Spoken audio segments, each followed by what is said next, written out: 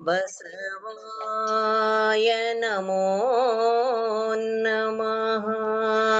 ಬಸವಾಯ ನಮೋ ನಮಃ. ಬಸವಾಯ ನಮೋ ನಮಃ. ಸರ್ವರಿಗೂ ಶರಣು ಶರಣಾರ್ಥಿಗಳು. ಶತಸ್ಥಲ ಮರ್ಮ. ನಾವು ಉದಿಸಿ ಬಂದದ್ದು ಹೀಗೆ.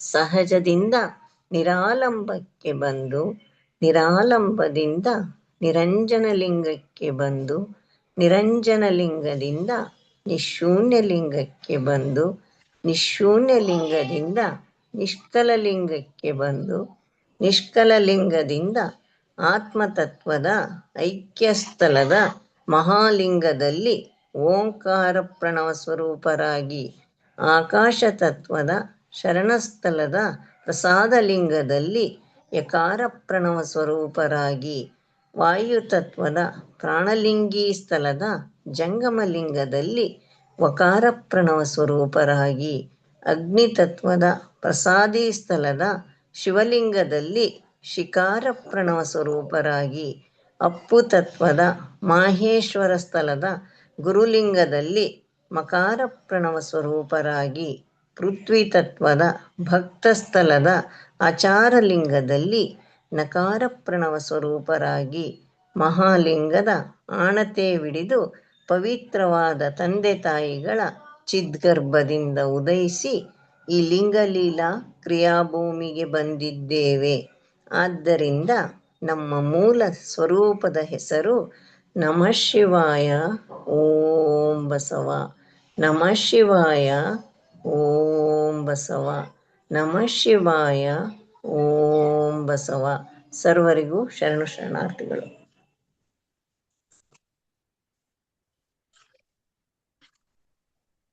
ಓಂ ಶ್ರೀ ಗುರು ಬಸವಲಿಂಗಾಯ ಎಲ್ಲ ನಮಃ. ಶರಣ ತಂದೆ ತಾಯಂದ್ರಿಗೂ ಶರಣ ಶರಣಾರ್ಥಿಗಳು. ಅಪ್ಪರೇ ಶರಣ ಶರಣಾರ್ಥಿಗಳು. ಶರಣ ಶರಣಾರ್ಥಿಗಳು. ಓಂ ಶ್ರೀ ಗುರು ಬಸವಲಿಂಗಾಯ ನಮಃ. 2133ನೇ ದಿನದ ಸ್ವಾನುಭವದ ನೆಲೆಗೆ ಬಸವಸ್ತುತಿ ಹಾಗೂ ಶಟಸ್ಥಲ ಮರ್ಮದೊಂದಿಗೆ ಚಾಲನೆ ಇರತಕ್ಕಂಥ ಗೌರ್ಮವರ್ಗ ಭಕ್ತಿಯ ಶರಣ ಶರಣಾರ್ಥಿಗಳು. ಶರಣು ಶರಣಾರ್ಥಿಗಳು ಅಪ್ಪರೇ. ಶರಣ ಶರಣಾರ್ಥಿಗಳವರು. ಶರಣ ಶರಣಾರ್ಥಿಗಳು. ಇಂದಿನ ಸ್ವಾನುಭವದ ಸದ್ಗೋಷ್ಠಿಯಲ್ಲಿ ಭಾಗವಹಿಸಿದ ಎಲ್ಲಾ ಶರಣ ತಂದೆ ತಾಯಿಗಳ ಜಂಗಮ ಪಾದಕ್ಕೆ ಶರಣ ಶರಣಾರ್ಥಿಗಳನ್ನು ಸಲ್ಲಿಸುತ್ತಾ, ಹಾಗೇನೆ ಎಲ್ಲರಿಗೂ ಇವತ್ತಿನ ಈ ಸದ್ಭಾಗೋಷ್ಠಿಗೆ ಸ್ವಾಗತವನ್ನು ಕೊಡ್ತಾ ಇದ್ದೀವಿ. ಇವತ್ತಿನ ವಿಷಯ ಏನಂದ್ರೆ ಶರಣರ ಶಿವಯೋಗ, ಅದರಲ್ಲಿ ಅಂಗದಿಂದ ಲಿಂಗದತ್ತ ಅನ್ನೋ ಒಂದು ವಿಚಾರದಲ್ಲಿ 3ನೇ ಭಾಗ, ಲಿಂಗಾನುಸಂಧಾನ ಸಕಿಲಗಳು ಇಷ್ಟಲಿಂಗ ಪೂಜೆ, ಭಾಗ 101ನೇದು. ಈ ಒಂದು ವಿಚಾರದ ಬಗ್ಗೆ ದಯಾನಂದ ನೂಲಿಯಪ್ಪ ಅವರು ಅನುಭವ ಹಂಚ್ಕೊಂತಾರೆ. ಅಪ್ಪರೇ ಶರಣ ಶರಣಾರ್ಥಿ. ಅಪ್ಪರೇ ಶರಣು ಶರಣಾರ್ಥಿಗಳು. ಸಿದ್ಧಾರೂಢಣ್ಣ. ಶರಣ ಶರಣಾರ್ಥಿ ಅಪ್ಪರೇ, ಪ್ರಾರಂಭಿಸಪ್ರೆ. ಓಂ ಶ್ರೀ ಗುರು ಬಸವಲಿಂಗಾಯ ನಮಃ. ಸ್ಕ್ರೀನ್ ಕಾಣಿಸ್ತಾ ಇದೆ ಅಲ್ಲಾನ? ಹುನ್ರಿ ಅಪ್ಪರೇ, ಕಾಣಿಸ್ತದೆ. ಆಯ್ತು. ಓಂ ಶ್ರೀ ಗುರು ಬಸವಲಿಂಗಾಯ ನಮಃ. ಎಲ್ಲ ಶರಣ ಶರಣೆಯರಿಗೆ ಶರಣರ ಶಿವಯೋಗದ ಈ ವರ್ಗಕ್ಕೆ ಸ್ವಾಗತವನ್ನ ಕೋರ್ತಾ, ಅಪ್ಪರೇ ಶರಣ ಶರಣಾರ್ಥಿಗಳು. ಶರಣು ಶರಣಾರ್ಥಿ ತಾಯಿ.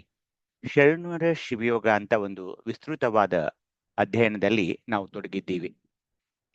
ಅದನ್ನ ನಮ್ಮ ಅನುಕೂಲಕ್ಕಾಗಿ ಭಾಗ 1, ಭಾಗ 2, ಭಾಗ 3 ಮಾಡಿಕೊಂಡು ಶರಣರ ಶಿವಯೋಗದ ಅಭ್ಯಸನ ಅಂತ ಮಾಡಿಕೊಂಡ್ವಿ. ಭಾಗ 2ರಲ್ಲಿ ಅಂಗದಿಂದ ಲಿಂಗದತ್ತ ಮಾಡಿ, ಇವತ್ತು ಭಾಗ 3 ಶಿವಯೋಗ ಪ್ರಯೋಗ. ಇವತ್ತಿನಿಂದ ನಾವು ಶಿವಯೋಗವನ್ನ ಹೇಗೆ ಮಾಡಿಕೊಳ್ಳಬೇಕು, ಇಷ್ಟು ದಿನ ಏನ್ ನಾವು ಕಲ್ತಿದೀವಲ್ಲ ಅದನ್ನ ಈಗ ದಿನನಿತ್ಯ ಇಷ್ಟಲಿಂಗ ಪೂಜೆಯಲ್ಲಿ ನಾನು ಅದನ್ನ ಹೇಗೆ ಅಳವಡಿಸಿಕೊಳ್ಳಬೇಕು, ಅಲ್ಲಿ ಮುಂದೆ ಹೇಗೆ ಈ ಶಟಸ್ಥಲ ಸಿದ್ಧಾಂತದ ಮೂಲಕ ಮೇಲೆ ಮೇಲೆ ನಾನು ಹೋಗಬೇಕು, ಐಕ್ಯ ಸ್ಥಳ ಮೇಲಿನ ಸ್ಥಳಗಳಿಗೆ ಹೇಗೆ ಹೋಗಬೇಕು ಅನ್ನೋದನ್ನ ಮತ್ತೆ ಮತ್ತೆ ಮತ್ತೆ ಮತ್ತೆ ಅದನ್ನೇ ಅಧ್ಯಯನ ಮಾಡಿದಾಗ ಏನಾಗುತ್ತೆ, ಅದು ನಮಗೆ ಸಿದ್ಧಿಸುತ್ತೆ. ನಮ್ಮಲ್ಲಿ ಅದು ಅಳವಡಕ್ಕೆ ಅತ್ಯಂತ ಅನುಕೂಲವಾಗೋದ್ರಿಂದ ಇಲ್ಲಿ ವಿಷಯಗಳು ಮೇಲಿನ ಮೇಲೆ ಅದೇ ಬರಬಹುದು, ಆದರೆ ಅದರಿಂದ ನಾವೇನಾಗ್ತೀವಿ, ಪಕ್ವವಾಗ್ತೀವಿ. ಹೀಗಾಗಿ ಶಿವಯೋಗ ಪ್ರಯೋಗದಲ್ಲಿ ಅಧ್ಯಾಯ 1 ಅಂತ ಹಿಡ್ಕೊಂಡು ಇವತ್ತು ಲಿಂಗಾನುಸಂಧಾನಗಳ ಬಗ್ಗೆ ನಾವು ಮಾತಾಡ್ತಾ ಇದ್ದೀವಿ. ಲಿಂಗಾನುಸಂಧಾನ ತಮಗೆಲ್ಲರಿಗೆ ಇವತ್ತಿನ ಶಿವಯೋಗದ ವರ್ಗಕ್ಕೆ ಹೊಸ ಒಂದು ಲಿಂಗಾನುಸಂಧಾನ. ಬಹಳ ಸಾರಿ ನಾನು ಇದರ ಬಗ್ಗೆ ಮಾತಾಡಿದ್ದೀನಿ, ಆದ್ರೂ ಕೂಡ ಮತ್ತೆ ಮತ್ತೆ ಮತ್ತೆ ಅದನ್ನ ನಾವು ನಮ್ಮ ಮನಸ್ಸಿನಲ್ಲಿ ಆಳವಾಗಿ ಇಳಿದುಕೊಳ್ಳಲು ಲಿಂಗಾನುಸಂಧಾನ ಏಕೆಂದ್ರೆ ಇದು ಇಷ್ಟಲಿಂಗ ಪೂಜೆಗೆ ಬಹಳ ಸಹಕಾರಿಯಾಗ್ತಾ ಇರೋದ್ರಿಂದ ಮತ್ತೆ ನಾನು ಇದನ್ನು ತಗೊಂಡ್ ಬರ್ತಾ ಇದ್ದೀನಿ. ಲಿಂಗಾನುಸಂಧಾನ. ತಾವೆಲ್ಲರೂ ಶುಚಿರ್ಭೂತರಾಗಿ ಹಣೆಯ ಮೇಲೆ ವಿಭೂತಿಯನ್ನ ಧರಿಸಿಕೊಂಡು ಎದೆ ಮೇಲೆ ಇಷ್ಟಲಿಂಗವನ್ನ ಹಾಕಿಕೊಂಡು ಈ ಶಿವಯೋಗದ ಒಂದು ವರ್ಗವನ್ನ ಕುಳಿತ ಸ್ಥಿತಿಯಲ್ಲಿ ಕೇಳಬೇಕಂತ ಒಂದು ಕಳಕಳಿಯ ವಿನ್ನಹ ಮಾಡಿಕೊಂಡು ಇವತ್ತು ಲಿಂಗಾನುಸಂಧಾನ ಶಿವಯೋಗದ ಪ್ರಯೋಗ ಅಂತ ಭಾಗ 3ರ ಈ ಗ್ರಂಥದಲ್ಲಿ ಲಿಂಗಾನುಸಂಧಾನದ ಬಗ್ಗೆ ನಾವು ಅಭ್ಯಸನ ಮಾಡೋರಿದ್ದೀವಿ. ನೋಡಿ, ನಿಷ್ಕಲ ಲಿಂಗದಿಂದ ಉದಯಿಸಿದ ಆತ್ಮನು ಅಂದಾಗ ನಿಷ್ಕಲ ಲಿಂಗ ಎಲ್ಲಿದೆ? ಬ್ರಹ್ಮಚಕ್ರದಲ್ಲಿದೆ. ಚಕ್ರದಲ್ಲಿ ಸಹಸ್ರಾರ ಚಕ್ರ ಅಥವಾ ಬ್ರಹ್ಮಚಕ್ರ. ಬ್ರಹ್ಮಚಕ್ರ. ಅಲ್ಲಿಂದ ಏನಾಗ್ತಾ ಇದೆ? ಉದಯಿಸಿದ ಆತ್ಮನು ಅಂದಾಗ ಆತ್ಮ ಎಲ್ಲಿದೆ? ಆಜ್ಞಾಚಕ್ರದಲ್ಲಿ. ಮಹಾಲಿಂಗ. ಅಂದ್ರೆ ನಿಷ್ಕಲ ಲಿಂಗದಿಂದ ಮಹಾಲಿಂಗ ಬಂದ ಅಂತ ತಿಳ್ಕೊಳ್ಬೇಕು. ನಿಷ್ಕಲ ಲಿಂಗದಿಂದ ಉದಯಿಸಿದ ಆತ್ಮನು ದೇಹ ಸಂಬಂಧಿಯಾಗಿ ಪಿಂಡ ಜ್ಞಾನ ಸ್ಥಳದಲ್ಲಿ ತನ್ನ ಸ್ವಸ್ವರೂಪದ ಅರಿವು ಪಡೆದು ತನ್ನ ಸುತ್ತ ಮುಸುಕಿದ ಮರವೆಯ ಮಾಯಾ ಪ್ರಪಂಚಕ್ಕೆ ಹೇಸಿ ಶಿವ ಸಾಮರಸ್ಯದಿಂದ ನಿಜವನ್ನು ಅನುಭವಿಸಲು ಶ್ರೀ ಗುರುವಿಗೆ ಶರಣಾಗತನಾಗಿ ಕಾರುಣ್ಯವ ಪಡೆದು ಸರ್ವಾಂಗ ಶುದ್ಧನಾಗಿ ಶಿವ ದೀಕ್ಷೆಯಿಂದ ಲಿಂಗಾಂಗ ಸಂಬಂಧಿಯಾಗ್ತಾನೆ. ಅಂದ್ರೆ ಏನು? ಗುರುವಿನ ಆಗಮನ ಆಗ್ತಾ ಇದೆ ಇಲ್ಲಿ. ಆತ ನಮಗೆ ಇದನ್ನೆಲ್ಲವನ್ನ ಕಲಿಸ್ತಾನೆ, ಶಿವಯೋಗವನ್ನ. ಆಗ ನಾನೇನಾಗ್ತೀನಿ? ಸರ್ವಾಂಗ ಶುದ್ಧನಾಗಿ ಶಿವ ದೀಕ್ಷೆ ಅವನೇನ್ ಕೊಡ್ತಾನಲ್ಲ, ಮಂತ್ರ ದೀಕ್ಷೆ, ಕ್ರಿಯಾ ದೀಕ್ಷೆ, ವೇದಾ ದೀಕ್ಷೆ ಅಂತ ಏನು ತ್ರಿವಿಧ ದೀಕ್ಷೆಗಳನ್ನು ಕೊಟ್ಟಾಗ ನಾನು ಲಿಂಗಾಂಗ ಸಂಬಂಧಿ ಆಗ್ತೀನಿ ಅಂತ ಇದು ಒಂದು. ಶ್ರೀ ಗುರುವು ಶರಣಾಗತನಾದ ಶಿಷ್ಯನಿಗೆ, ಅಂದ್ರೆ ಆತನ ಮೊರೆ ಯಾರು ಹೋಗ್ತಾರೋ ಅವನಿಗೆ ಅತ್ಯಂತ ಕರುಣೆಯಿಂದ ಆತನ ತ್ರಿವಿಧ ತನುಗಳಲ್ಲಿ ಮುಸುಕಿದ ಮಲವ ಪರಿಹರಿಸಿ ಇಷ್ಟ ಪ್ರಾಣ ಭಾವಲಿಂಗವನ್ನ ಸಂಬಂಧಿಸ್ತಾನೆ. ಯಾವ ಯಾವ ದೀಕ್ಷೆಗಳನ್ನ ಯಾವ ಯಾವ ಲಿಂಗಕ್ಕೆ ಕೊಡ್ತಾರೆ? ಇಷ್ಟ ಪ್ರಾಣ ಭಾವಲಿಂಗಕ್ಕೆ ಯಾವ ಯಾವ ಇವನ್ ಕೊಡ್ತಾರೆ ದೀಕ್ಷೆಗಳನ್ನ? ಇಷ್ಟಲಿಂಗಕ್ಕೆ ಯಾವುದು? ಕ್ರಿಯಾ ದೀಕ್ಷೆ. ಪ್ರಾಣ ಲಿಂಗಕ್ಕೆ? ಭಾವಲಿಂಗಕ್ಕೆ ವೇದಾದೀಕ್ಷೆ. ಮತ್ತೆ ಅಲ್ಲಿ ಪುನಃ ನಮಗೆ 7 7 7 ಒಟ್ಟು 21 ದೀಕ್ಷೆಗಳು ನಾವು ಅದನ್ನ ಅಭ್ಯಸನ ಮಾಡಿದ್ದೇವೆ. ಹೀಗೆ ಈ ದೀಕ್ಷೆಯಾದ ನಂತರ ನಿತ್ಯ ಸತ್ಯವಾದ ಶಿವಸುಖವ ನೀವ ಮಹಾಘನ ಲಿಂಗವು ಸಹಸ್ರಾರ ಚಕ್ರ ಮಧ್ಯದಲ್ಲಿ ಅವ್ಯಕ್ತವಾಗಿದೆ. ಆ ವ್ಯಕ್ತವಾಗಿದ್ದ ಘನವಸ್ತುವನ್ನ ಈ ಗುರು ಏನ್ ಮಾಡ್ತಾನೆ? ಹಸ್ತಮಸ್ತಕ ಸಂಯೋಗದಿಂದ ಮಥನಿಸಿ ತೆಗೆದು, ಮಥನಿಸಿ ಅಂದ್ರೆ ನೀವು ಮಜ್ಜಿಗೆ ಕಡಿದು ಹೇಗೆ ಬೆಣ್ಣೆಯನ್ನು ತೆಗಿತೀರಲ್ಲ, ಹಾಗೆ ಘನವಸ್ತುವನ್ನ ಹಸ್ತಮಸ್ತಕ ಸಂಯೋಗದಿಂದ ಮಥನಿಸಿ ತೆಗೆದು ಶಿರಸ್ಥಲದಿಂದ, ಯಾರ ಶಿರಸ್ಥಲದಿಂದ? ಆ ಶಿಷ್ಯನ ಶಿರಸ್ಥಲದಿಂದ ಕರಸ್ಥಲದಲ್ಲಿ ಕಂಗೊಳಿಸುವಂತೆ ಮಾಡೋನೆ ಆ ಸದ್ಗುರು. ಆಗ ಯಾವಾಗ ಆ ಗುರು ದೀಕ್ಷೆ ಕೊಟ್ಟ ನಂತರ ನನ್ನ ಕರಸ್ಥಲಕ್ಕೆ ಇಷ್ಟಲಿಂಗ ಬರುತ್ತಲ್ಲ, ಆ ಕರಸ್ಥಲದ ಇಷ್ಟಲಿಂಗವು ಸರ್ವಾಂಗದಲ್ಲಿ ಸಂಬಂಧವಾಗಿ ಲಿಂಗಾನಂದ ಸುಖವ ನೀವುವುದು. ಇದು ಒಂದು ಬೇಸಿಕ್ ಕನ್ಸೆಪ್ಟ್ಸ್ ಆಫ್ ಶಿವಯೋಗ ಅಂತ ಇದೆ ನೋಡಿ. ಅದನ್ನೇ ಚಿತ್ರದ ಮೂಲಕ ಹೇಳೋದಾದ್ರೆ ನಿಷ್ಕಲ ಲಿಂಗದಿಂದ ಉದಯಿಸಿದ ಆತ್ಮ, ಅದು ಸಹಸ್ರಾರ ಚಕ್ರದಲ್ಲಿರುವ ಮಹಾಘನ ಲಿಂಗವೇ ನನಗೇನಾಗ್ತಾ ಇದೆ? ಆ ಮಹಾಘನ ಲಿಂಗವೇ ಗುರುವಿನ ಕೃಪೆಯಿಂದ, ಗುರುವಿನ ಕರುಣೆಯಿಂದ, ಗುರು ಕೊಡುವ ದೀಕ್ಷೆಯಿಂದ ನನ್ನ ಕರಸ್ಥಲಕ್ಕೆ ಅದು ಇಷ್ಟಲಿಂಗವಾಗಿ ಬರ್ತಾ ಇದೆ ಅನ್ನೋದೇ ನಮಗೆ ಇವತ್ತಿನ ಒಂದು ಪಾಠದ ಇದು ಒಂದು ಬೇಸಿಕ್. ಇದು ಗೊತ್ತಾಗ್ಬೇಕು ನಿಮಗೆ, ತಳಹದಿ. ಅದಕ್ಕೆ ಅಲ್ಲಮ ಪ್ರಭುದೇವರ ವಚನದೊಂದಿಗೆ ಇವತ್ತು ಆರಂಭಿಸೋಣ. ಯಾರಾದ್ರೂ ಓದಿ ನೋಡೋಣ ಇದನ್ನ. ಕಾಣದ ನರಸುವರಲ್ಲದೆ. ಓಂ ಶ್ರೀ ಗುರು ಬಸವಲಿಂಗಾಯ ನಮಃ. ಅಲ್ಲಮ ಪ್ರಭುದೇವರ ವಚನ. ಕಾಣದುದ ನರಸುವರಲ್ಲದೆ ಕಂಡುದುದ ನರಸುವರೇ ಹೇಳ. ಘನಕ್ಕೆ ಘನವಾದ ವಸ್ತು ತಾನೇ ಗುರುವಾದ, ತಾನೇ ಲಿಂಗವಾದ, ತಾನೇ ಜಂಗಮವಾದ, ತಾನೇ ಪ್ರಸಾದವಾದ, ತಾನೇ ಮಂತ್ರವಾದ, ತಾನೇ ಯಂತ್ರವಾದ, ತಾನೇ ಸಕಲ ವಿದ್ಯೆ ಸ್ವರೂಪನಾದ.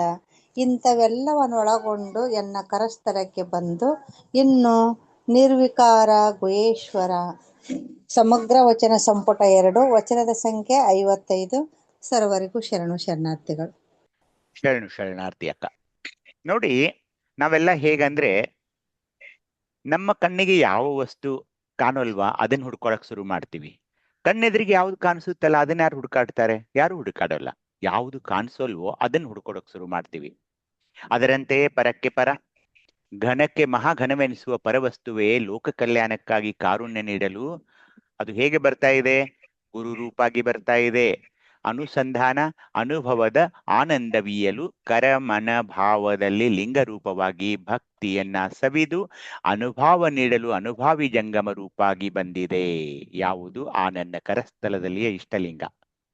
ಅದೇ ವಸ್ತು ತನು ಮನ ಭಾವಗಳಲ್ಲಿ ಶುದ್ಧ ಸಿದ್ಧ ಪ್ರಸಿದ್ಧ ರೂಪಾಗಿ ಮನಕ್ಕೆ ಮರವೆಯ ಪರಿಹರಿಸುವ ಮೂಲ ಪ್ರಣವ ಮಂತ್ರದ ರೂಪಾಗಿ ಸರ್ವಾಂಗದಲ್ಲಿ ಲಿಂಗ ಕ್ರಿಯಾಚಾರವೆಸಗಲು ಸಕಲ ಕರ್ಣೇಂದ್ರಿಯಗಳ ಮುನ್ನಡೆಸುವ ಚೇತನವೆನಿಸುವ ಯಂತ್ರ ರೂಪಾಗಿ ಹಾಗೂ ಲೋಕ ಅಲೌಕಿಕದಲ್ಲಿನ ಸಕಲ ಶುದ್ಧ ವಿದ್ಯಾ ಸ್ವರೂಪವಾಗಿದೆ.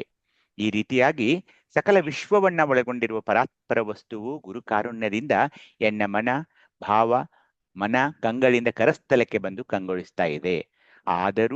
ಆದರೂ ಆ ಘನವಸ್ತುವಿನ್ನೂ ನಿರಂಜನ ನಿರ್ವಿಕಾರವಾಗಿದೆ ಅಂತ ನಮ್ಮ ಅಲ್ಲಮ ಪ್ರಭುದೇವರು ಹೇಳ್ತಾ ಇದ್ದಾರೆ.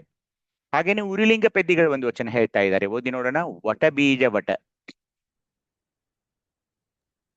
ಓಂ ಶ್ರೀ ಗುರು ಬಸವಲಿಂಗಾಯ ನಮಃ. ಸರ್ವರಿಗೂ ಶರಣಾರ್ಥಿಗಳು. ವಟ ಬೀಜ ವಟ ವೃಕ್ಷ ಕೋಟಿಯ ನುಂಗಿಪ್ಪಂತೆ ಸಟೆಯಿಂದಾದ ಅಜಾಂಡ ಬ್ರಹ್ಮಾಂಡ ಕೋಟಿಯ ನೊಳಕೊಂಡಿಪ್ಪ ಲಿಂಗವೇ ದಿಟಪುಟವಾಗಿ ಎನ್ನ ಕಣ್ಣಿಗೆ ಮನ ಕರಸ್ಥಲಕ್ಕೆ ಬಂದು ಪ್ರಕಟವಾದೆ. ಮಜುಬಾಪು ಲಿಂಗವೇ ನಚರೇಣು ನಚಕ್ಷುವೆಂದೆನಿಸುವ ಲಿಂಗವೇ ನಿನ್ನುವ ಮುಟ್ಟಿ ಉತ್ಪತ್ತಿ ಸ್ಥಿತಿ ಲಯಕ್ಕೆ ಹೊರಗಾದೆನು ಉರಿಲಿಂಗ ಪೆದ್ದಿ ಪ್ರಿಯ ವಿಶ್ವೇಶ್ವರ. ಸಮಗ್ರ ವಚನ ಸಂಪುಟ 6, ವಚನದ ಸಂಖ್ಯೆ 1533. ಸರ್ವರಿಗೂ ಶರಣಾರ್ಥಿ. ಶರಣಾರ್ಥಿ. ಇಲ್ಲಿ ಪಕ್ಕದ ಒಂದು ಚಿತ್ರದಲ್ಲಿ ನೀವು ನೋಡ್ಬೋದು, ಒಂದು ವಿಶಾಲವಾದ ಒಂದು ವಟವೃಕ್ಷ, ಆಲದ ಮರ ಅಂತ ಇಟ್ಕೊಳ್ಳಿ. ಅಲ್ಲಿ ಏನಾಗ್ತಾ ಇದೆ? ಒಂದು ಆಲದ ಬೀಜ, ಒಂದು ಆಲದ ಬೀಜ ಅನಂತ ಕೋಟಿ ಆಲದ ವೃಕ್ಷಗಳನ್ನ ತನ್ನಲ್ಲಿ ಹೇಗೆ ಅವ್ಯಕ್ತವಾಗಿ ಗರ್ಭೀಕರಿಸಿಕೊಂಡಿರುವಂತೆ ಅಂದ್ರೆ ಅದರೊಳಗಡೆ ಇದೆ. ಹಾಗೇನೆ ಇಡೀ ವಿಶ್ವವನ್ನ ಮತ್ತು ಕೋಟ್ಯಾಂತರ ಬ್ರಹ್ಮಾಂಡವನ್ನ ತನ್ನ ಒಳಗೆ ಇಂಬಿಟ್ಟುಕೊಂಡಿರುವ ಮಹಾಘನಲಿಂಗವೇ ನೀನು ನಿಜವಾಗಿಯೂ ಎನ್ನ ಅಂತರಂಗದ ಸಹಸ್ರಾರ ಚಕ್ರ ಮಧ್ಯದಿಂದ ಗುರು ಕಾರುಣ್ಯದಿಂದ ಹಸ್ತ ಮಸ್ತಕ ಸಂಬಂಧವಾದೊಡನೆ ಪುಟಗೊಂಡು ಎನ್ನ ಕಣ್ಣು ಮನ ಮತ್ತು ಕರಸ್ಥಲಕ್ಕೆ ಬಂದು ಪ್ರಕಟವಾಗಿರುವಿ. ಹೀಗಾಗಿ ಬಂಧುಗಳೇ, ಆ ಇಷ್ಟಲಿಂಗವನ್ನ ಹಾಗೆ ಹಗುರವಾಗಿ ತೆಗೆದುಕೊಳ್ಬಾರದು. ಅದು ಒಂದು ಬೀಜ ಇದ್ದಂತೆ. ಈ ವೃಕ್ಷವನ್ನ ನೋಡಿ ನೀವು, ಈ ವೃಕ್ಷಕ್ಕೆ ಮೂಲ ಕಾರಣ ಏನು? ಒಂದು ಚಿಕ್ಕ ಬೀಜ. ಆ ಬೀಜದಂತೆ ಅಜಾಂಡ ಬ್ರಹ್ಮಾಂಡ ಕೋಟಿಯನ್ನೊಳಗೊಂಡಿಪ್ಪ ಆ ಲಿಂಗ ಏನಾಗಿದೆಯಲ್ಲ, ಇವತ್ತು ದಿಟಪುಟವಾಗಿ ಎನ್ನ ಕಣ್ಗೆ ಮನಕರಸ್ಥಲಕ್ಕೆ ಬಂದು ಪ್ರಕಟವಾದೆ. ಮಾಝ ಬಾಪು ಅಂದ್ರೆ ನನ್ನ ತಂದೆಯೇ ಅಂತ ಆ ಲಿಂಗಕ್ಕೆ. ಯಾಕಂದ್ರೆ ಉರ್ಲಿಂಗ ಪೆದ್ದಿಗಳು ಅವರು ಮಹಾರಾಷ್ಟ್ರದಿಂದ ಬಂದವರು. ಮಾಝ ಬಾಪು ಅಂದ್ರೆ ನನ್ನ ತಂದೆ ಅಂದಂಗೆ ಮರಾಠಿಯಲ್ಲಿ. ಆ ಲಿಂಗಕ್ಕೆ ನನ್ನ ತಂದೆ ಅಂತ ಕರೀತಾ ಇದ್ದಾರೆ. ಏನ್ ಹೇಳ್ತಿದ್ದಾರೆ ಅಂದ್ರೆ, ಆ ನನ್ನ ಲಿಂಗ ತಂದೆಯೇ ವಾಗ್ಮನಕ್ಕೆ ಅಗೋಚರವೆನಿಸುವ, ಅಂದ್ರೆ ಮಾತಿಗೆ ಮನಕ್ಕೆ ಅದು ಸಿಲ್ಕೋಲ್ಲ, ಅಗೋಚರವೆನಿಸುವ ಮಹಾಘನಲಿಂಗವೇ ನಿನ್ನನು ಎನ್ನ ಭಾವ ಮನ ಕರಸ್ಥಲಗಳಿಂದ ಮುಟ್ಟಿ ಅರ್ಚಿಸಿ ಅಪ್ಪಿದ ಕಾರಣವಾಗಿ. ಏನ್ ಶಬ್ದಗಳು ಬರ್ತಾ ಇವೆ ನೋಡಿ. ನಾನು ಇಷ್ಟಲಿಂಗವನ್ನ ಮುಟ್ತೀನಿ, ಪೂಜೆ ಮಾಡ್ತೀನಿ, ಅದನ್ನ ಅಪ್ಕೊಳ್ತೀನಿ. ಹಾಗಾಗಿ ನಾನು ಭವಬಂಧನವೆನಿಸುವ ಈ ಜನನ ಬದುಕು ಮತ್ತು ಮರಣಗಳ ಸೀಮೆಯ ಮೀರಿ ನಾನೇ ಮಹಾಲಿಂಗವೇ ಆದೆ ಅಂತ ಉರಿಲಿಂಗ ಪೆದ್ದಿಗಳು ಹೇಳ್ಬೇಕಾದ್ರೆ ಆ ಇಷ್ಟಲಿಂಗದ ಮಹಿಮೆಯನ್ನ ನಾವು ನೋಡ್ಕೊಳ್ಬೇಕು. ಹೀಗಾಗಿ ಮೊದಲನೆಯದು ಆಚಾರಲಿಂಗ. ತಮಗೆಲ್ಲ ಗೊತ್ತಿದೆ, ಇಲ್ಲಿರುವ ಆಕೃತಿ ತಾರಕಾಕೃತಿ, ಪ್ರಣಮ ನಕಾರ, ನಾದ ಭ್ರಮರನಾದ, ಭಕ್ತಸ್ಥಲ, ಆಧಾರ ಚಕ್ರ, ಶ್ವೇತ ವರ್ಣ, ಅಂಗ ಪೃಥ್ವಿ, ಆತ್ಮ ಜೀವಾತ್ಮ, ತನು ಸ್ಥೂಲವಾಗಿದೆ, ಹಸ್ತ ಸುಚಿತ್ತವಾಗಿದೆ, ಲಿಂಗ ಆಚಾರಲಿಂಗವಾಗಿದೆ, ಮುಖ ಘ್ರಾನವಾಗಿದೆ. ಮೀರಿದ ಕ್ರಿಯೆಗಳಲ್ಲಿ ಶಕ್ತಿ ಕ್ರಿಯಾಶಕ್ತಿಯಾಗಿದೆ, ಭಕ್ತಿ ಶ್ರದ್ಧಾಭಕ್ತಿಯಾಗಿದೆ, ಪದಾರ್ಥ ಗಂಧ, ಪ್ರಸಾದ ಸುಗಂಧ, ಪೂಜಾರಿ ಬ್ರಹ್ಮ, ಅಧಿದೇವತೆಯೂ ಕೂಡ ಬ್ರಹ್ಮ, ಕಲೆ ನಿವೃತ್ತಿ ಕಲೆ, ಸಾಧಾಕ್ಯ ಕರ್ಮ ಸಾಧಾಕ್ಯ, ಲಕ್ಷಣ ಸತ್ತು, ಸಂಜ್ಞೆ ಪರ, ದಿಕ್ಕು ಪೂರ್ವ, ವಕ್ತ್ರ ವೇದ, ಸದ್ಯೋಜಾತ ಲಿಂಗ, ಋಗ್ವೇದ ಅಂತ ಇದೆ. ಹೀಗಾಗಿ ಇಲ್ಲಿರುವ ಅಕ್ಷರಗಳು ಯಾವುವು? ಯಾರಾದ್ರೂ ಹೇಳಿ, ಇಲ್ಲಿರುವ ಅಕ್ಷರಗಳು ಯಾವುವು?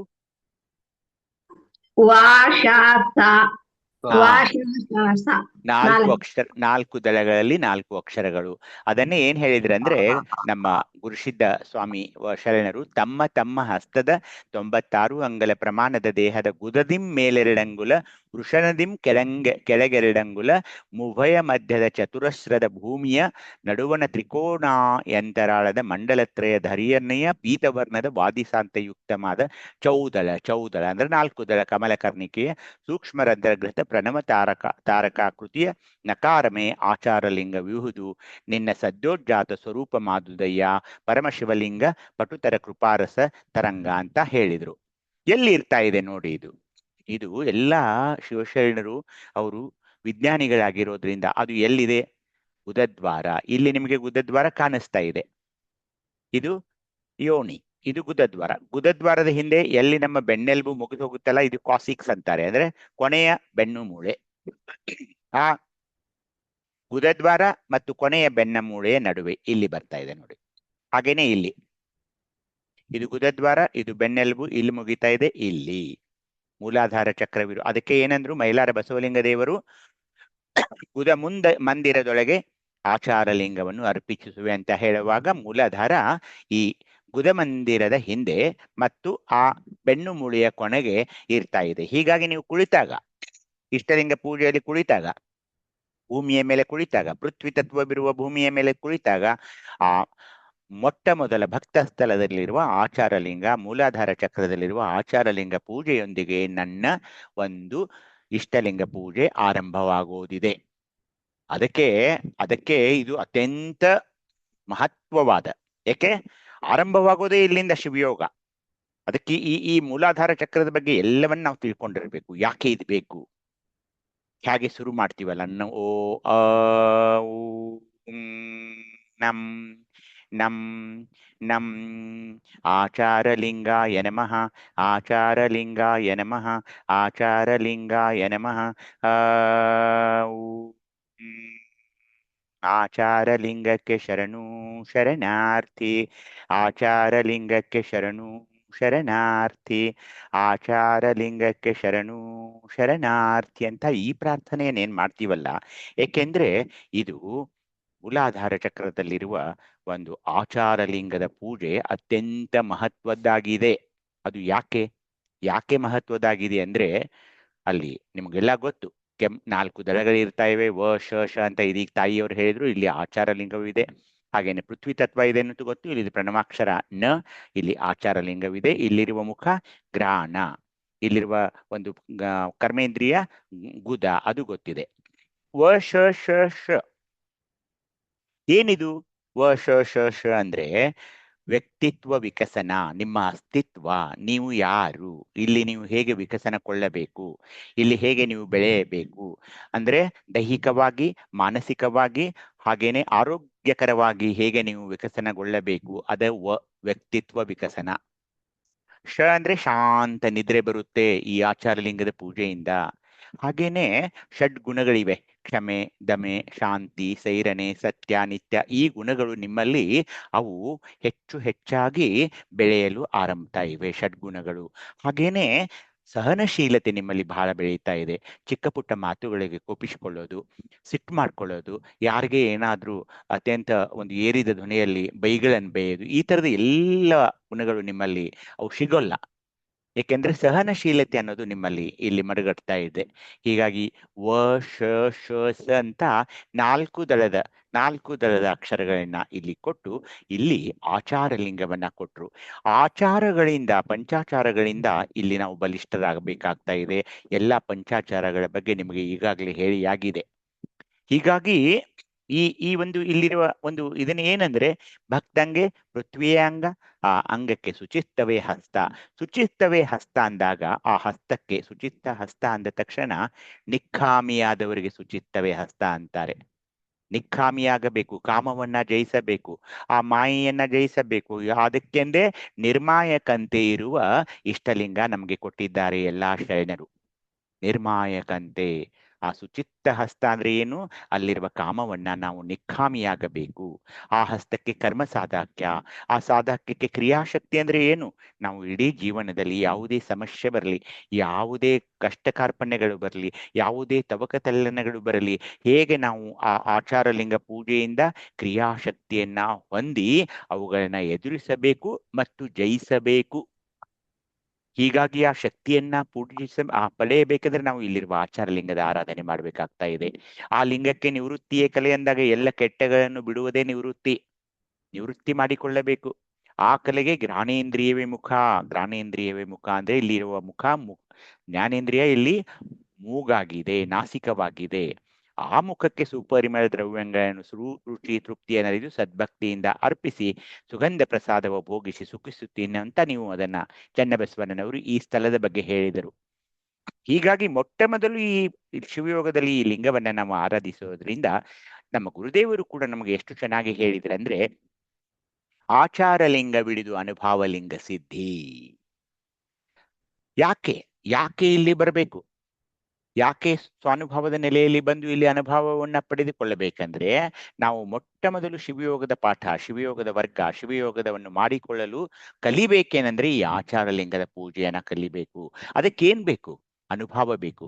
ಯಾರ ಅನುಭವ? ಆ ಒಬ್ಬ ಪರಿಣಿತರ, ಹಾಗೇನೆ ಶರಣರ ವಚನಗಳ ನಿರ್ವಚನ ಮಾಡಿ ನಮಗೆ ಹೇಳುವ ಅನೇಕ ಜ್ಞಾನಿಗಳ ಅನುಭವವನ್ನ ನಾವು ಪಡೆಯಬೇಕು. ಅದು ಅನುಭವ ಲಿಂಗ ಸಿದ್ಧಿಯಾಗುತ್ತದೆ.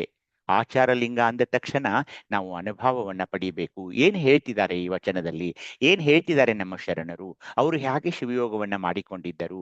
ಆ ಶಿವಯೋಗದ ವಚನಗಳು ಯಾವುವು? ಇಲ್ಲಿರುವ ತತ್ವಗಳು ಯಾವುವು? ಇಲ್ಲಿರುವ ಸಕಿಲಗಳು ಯಾವುವು? ಆ 101 ಏಕೋತ್ತರ ಸ್ಥಳಗಳು ಯಾವುವು? ಹಾಗೆ ಅವರು ಯಾಕೆ ಮಾಡಿದರು? ಯಾಕೆ ಅಷ್ಟಾವರಣಗಳನ್ನು ಕೊಟ್ಟರು? ಯಾಕೆ ಶತಸ್ಥಲ ಸಿದ್ಧಾಂತವನ್ನು 8 ಮೆಟ್ಟಿಲುಗಳನ್ನ ಕೊಟ್ಟರು? ಇವೆಲ್ಲವನ್ನ ಅರ್ಥ ಮಾಡಿಕೊಳ್ಳೋದು ಅನುಭವ ಲಿಂಗ ಸಿದ್ಧಿ ಅಂತ ಹೇಳ್ತಿದ್ದಾರೆ ಗುರುದೇವರು. ಯಾವಾಗ ಆ ಅನುಭವ ನನ್ನಲ್ಲಿ ಅನುರಣಿತವಾಗುತ್ತೆ, ನನಗೆ ಅರ್ಥವಾಗುತ್ತೆ, ನನಗೆ ಅದರಲ್ಲಿ ಆಸಕ್ತಿ ಮೂಡುತ್ತೆಯಲ್ಲ, ಆ ಅನುಭವ ಲಿಂಗ ಬಿಡಿದು ಮಾರ್ಗಕ್ರಿಯೆ ಲಿಂಗ ಸಿದ್ಧಿ ಅಂದಾಗ ನಮಗೆ ಮೊದಲ 3 ಸ್ಥಳಗಳು, ಭಕ್ತ ಸ್ಥಳ, ಮಹೇಶ ಸ್ಥಳ, ಪ್ರಸಾದಿ ಸ್ಥಳ, ಆ 3 ಕ್ರಿಯೆಗಳು, 3 ಮಾರ್ಗಗಳು ಏನಿದೆಯಲ್ಲ ಅದಕ್ಕೆ ಮಾರ್ಗ ಕ್ರಿಯೆ ಅಂತಾರೆ. ಯಾವಾಗ ಆ ಮಾರ್ಗಕ್ರಿಯೆ ಲಿಂಗ ಬಿಡುದು ಈ 3 ಸ್ಥಳಗಳನ್ನ ನಾವು ಯಾವಾಗ ಅನುಭವವನ್ನು ಪಡಿತೀವಲ್ಲ, ಅಲ್ಲಿಂದ ಮೇಲಿರುವ ಸ್ಥಳಗಳಲ್ಲಿ ಮೀರಿದ ಕ್ರಿಯಲಿಂಗ ಸಿದ್ಧಿಗೆ ನಾವು ಹೋಗ್ತಾ ಇದ್ದೀವಿ. ಅದು ಜಂಗಮ ಲಿಂಗವಿರುವ ಪ್ರಾಣಲಿಂಗಿ ಸ್ಥಳ, ಶರಣ ಸ್ಥಳ, ಐಕ್ಯ ಸ್ಥಳ, ಅದು ಮೀರಿದ ಕ್ರಿಯೆಗಳಲ್ಲಿ ಬರ್ತಾ ಇದೆ. ಮುಂದೆ ಏನಾಗುತ್ತೆ? ಮೀರಿದ ಕ್ರಿಯಲಿಂಗವೂ ಕೂಡ ನಮಗೆ ಸಾಧ್ಯವಾದಲ್ಲಿ, ಅಂದ್ರೆ ನಾವು ಸಾಧಕರಾದಾಗ, ಹೆಚ್ಚು ಅದನ್ನ ಮನನ ಮಾಡಿದಾಗ ನಾವು ಕ್ರಿಯಾ ನಿಷ್ಪತ್ತಿ ಲಿಂಗ ಅಂದ್ರೆ ನಿಷ್ಕಲ ಲಿಂಗ, ನಿಶೂನ್ಯ ಲಿಂಗ, ನಿರಂಜನ ಲಿಂಗ ಸಿದ್ಧಿಗೆ ನಾವು ಹೋಗೋರಿರೋದ್ರಿಂದ ಇದು ಕಾರಣ ಕೂಡಲ ಸಂಗಮ ದೇವ ಲಿಂಗವಿಡಿದು ಲಿಂಗ ಸಿದ್ಧಿ ಅಂದ್ರೆ ಇಷ್ಟಲಿಂಗವಿಡಿಬೇಕು ಮೊದಲು. ಆ ಇಷ್ಟಲಿಂಗದಿಂದ ಆಚಾರ ಲಿಂಗ ಹೊರದೃಷ್ಟಿಯನ್ನ ನಮ್ಮ ಇಷ್ಟಲಿಂಗದ ಮೇಲೆ ಇಟ್ಟು ಒಳದೃಷ್ಟಿಯನ್ನ ಆ ಗುದದ್ವಾರದ ಹಿಂದೆ ಇರುವ ಈ ಆಚಾರ ಲಿಂಗದತ್ತ ನೆಟ್ಟು ಅಂತರಂಗದ ದೃಷ್ಟಿಯನ್ನ ಅಲ್ಲಿ ಇಟ್ಟು ಹೊರದೃಷ್ಟಿಯಲ್ಲಿಡಬೇಕು, ಒಳದೃಷ್ಟಿಯಲ್ಲಿಡಬೇಕು ನೋಡಿಕೊಂಡು ಆ ಶಿವಯೋಗದಲ್ಲಿ ನಾವು ಸಾಗಬೇಕಾಗ್ತಾ ಇದೆ. ಅದು ಆಚಾರ ಲಿಂಗ ಎಲ್ಲಿದೆ, ಅದರಿಂದ ಪ್ರಯೋಜನ ಏನು, ಅದನ್ನು ಹೇಗೆ ಅನ್ಬೇಕು, ಅಲ್ಲಿರುವ ದಳಗಳೆಷ್ಟು, ಅಲ್ಲಿರುವ ಎಲ್ಲಾ ಸಕ್ಕಿಲೆಗಳನ್ನು ಅಭ್ಯಾಸ ಮಾಡಿದಾಗ ಏನಾಗುತ್ತೆ? ಆ ಸ್ಥಳದಲ್ಲಿ ಸ್ವಲ್ಪ ವಿಶ್ರಮಿಸಲು, ನಿಲ್ಲಲು, ನೆಲೆಗೊಳ್ಳಲು ನಮಗೆ ಅನುಕೂಲವಾಗ್ತಾ ಇದೆ ಬಂಧುಗಳೇ. ಇದಕ್ಕೆ ಏನ್ ಹೇಳಿದ್ರು? ಆಚಾರ ಲಿಂಗ, ಗುರುಲಿಂಗ, ಶಿವಲಿಂಗ, ಜಂಗಮಲಿಂಗ, ಪ್ರಸಾದಲಿಂಗ, ಮಹಾಲಿಂಗದೊಳು ಬೆರೆದರೆ ಬಸವಪ್ರಿಯ ಕೂಡಲ ಚನ್ನಬಸವಣ್ಣ ಅಂತ ಹಡಪದ ಅಪ್ಪನವರು ಈ ಲಿಂಗಗಳ ಬಗ್ಗೆ ಒಂದು ಚಿಕ್ಕದಾದ ವಚನವನ್ನ ಹೇಳಿದ್ರು. ಯಾಕೆಂದ್ರೆ ಅನೇಕ ಜನರಿಗೆ, ಅನೇಕ ಲಿಂಗವಂತರಿಗೆ ಬಹಳ ಖೇದವನ್ನಿಸುತ್ತೆ, ಬಹಳ ದುಃಖ ಅನಿಸುತ್ತೆ. ಏನಂದ್ರೆ ಈ ಲಿಂಗಗಳ ಬಗ್ಗೆ ಪರಿಜ್ಞಾನವಿಲ್ಲ. ಯಾಕೆ ಅವರು ಇದರಲ್ಲಿ ಹಿಂದುಳಿದ್ರು ನನಗೆ ಗೊತ್ತಿಲ್ಲ. ಯಾಕೆಂದ್ರೆ ಇವೆಲ್ಲ ಲಿಂಗಗಳವನ್ನ ಸಾಧನೆಯನ್ನ ನಾವು ತಿಳ್ಕೊಳ್ದಿದ್ರೆ ಮಾಡದಿದ್ರೆ ಏನಾಗುತ್ತೆ? ಈ ಶಿವಯೋಗ ಸಮನಿಸೋಲ್ಲ. ಅದಕ್ಕೆ ಹಾವಿನ ಹಾಳ ಕಲ್ಲೆಯನವರು, ನಮ್ಮ ಸಿದ್ದರಾಮೇಶ್ವರ ಅಪಾರ ಒಂದು ಶಿಷ್ಯರಿವರು, ಮಹಾನ್ ಶಿವಯೋಗಿಗಳು ಹಾವಿನ ಹಾಳ ಕಲ್ಲೆಯನವರು.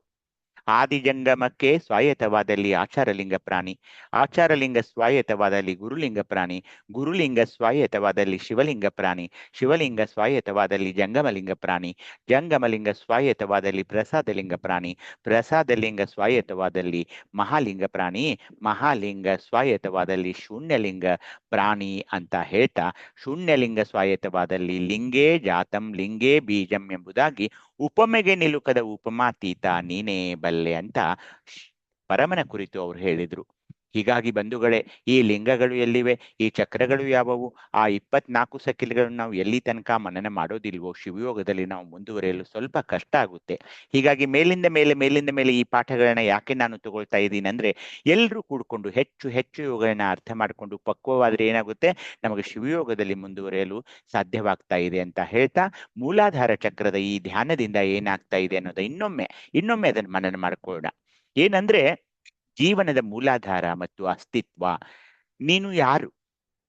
ಮಗುವಾಗಿ ಇಲ್ಲಿ ಹುಟ್ಟಿ ಬಂದಿ, ಗಂಡಾಗ್ಲಿ ಹೆಣ್ಣಾಗ್ಲಿ, ಇಲ್ಲಿ ನೀನು ಬೆಳಿಬೇಕು. ನಿನ್ನ ಅಸ್ತಿತ್ವವೇನು? ನೀನು ಇಲ್ಲಿ ಬಂದ ನಂತರ ಏನು ಸಾಧನೆಗಳನ್ನ ಮಾಡಿದೆ? ಏನಾಯ್ತು ನೀನು? ಯಾರು ನೀನು? ನಿನ್ನ ಅಸ್ತಿತ್ವವೇನು?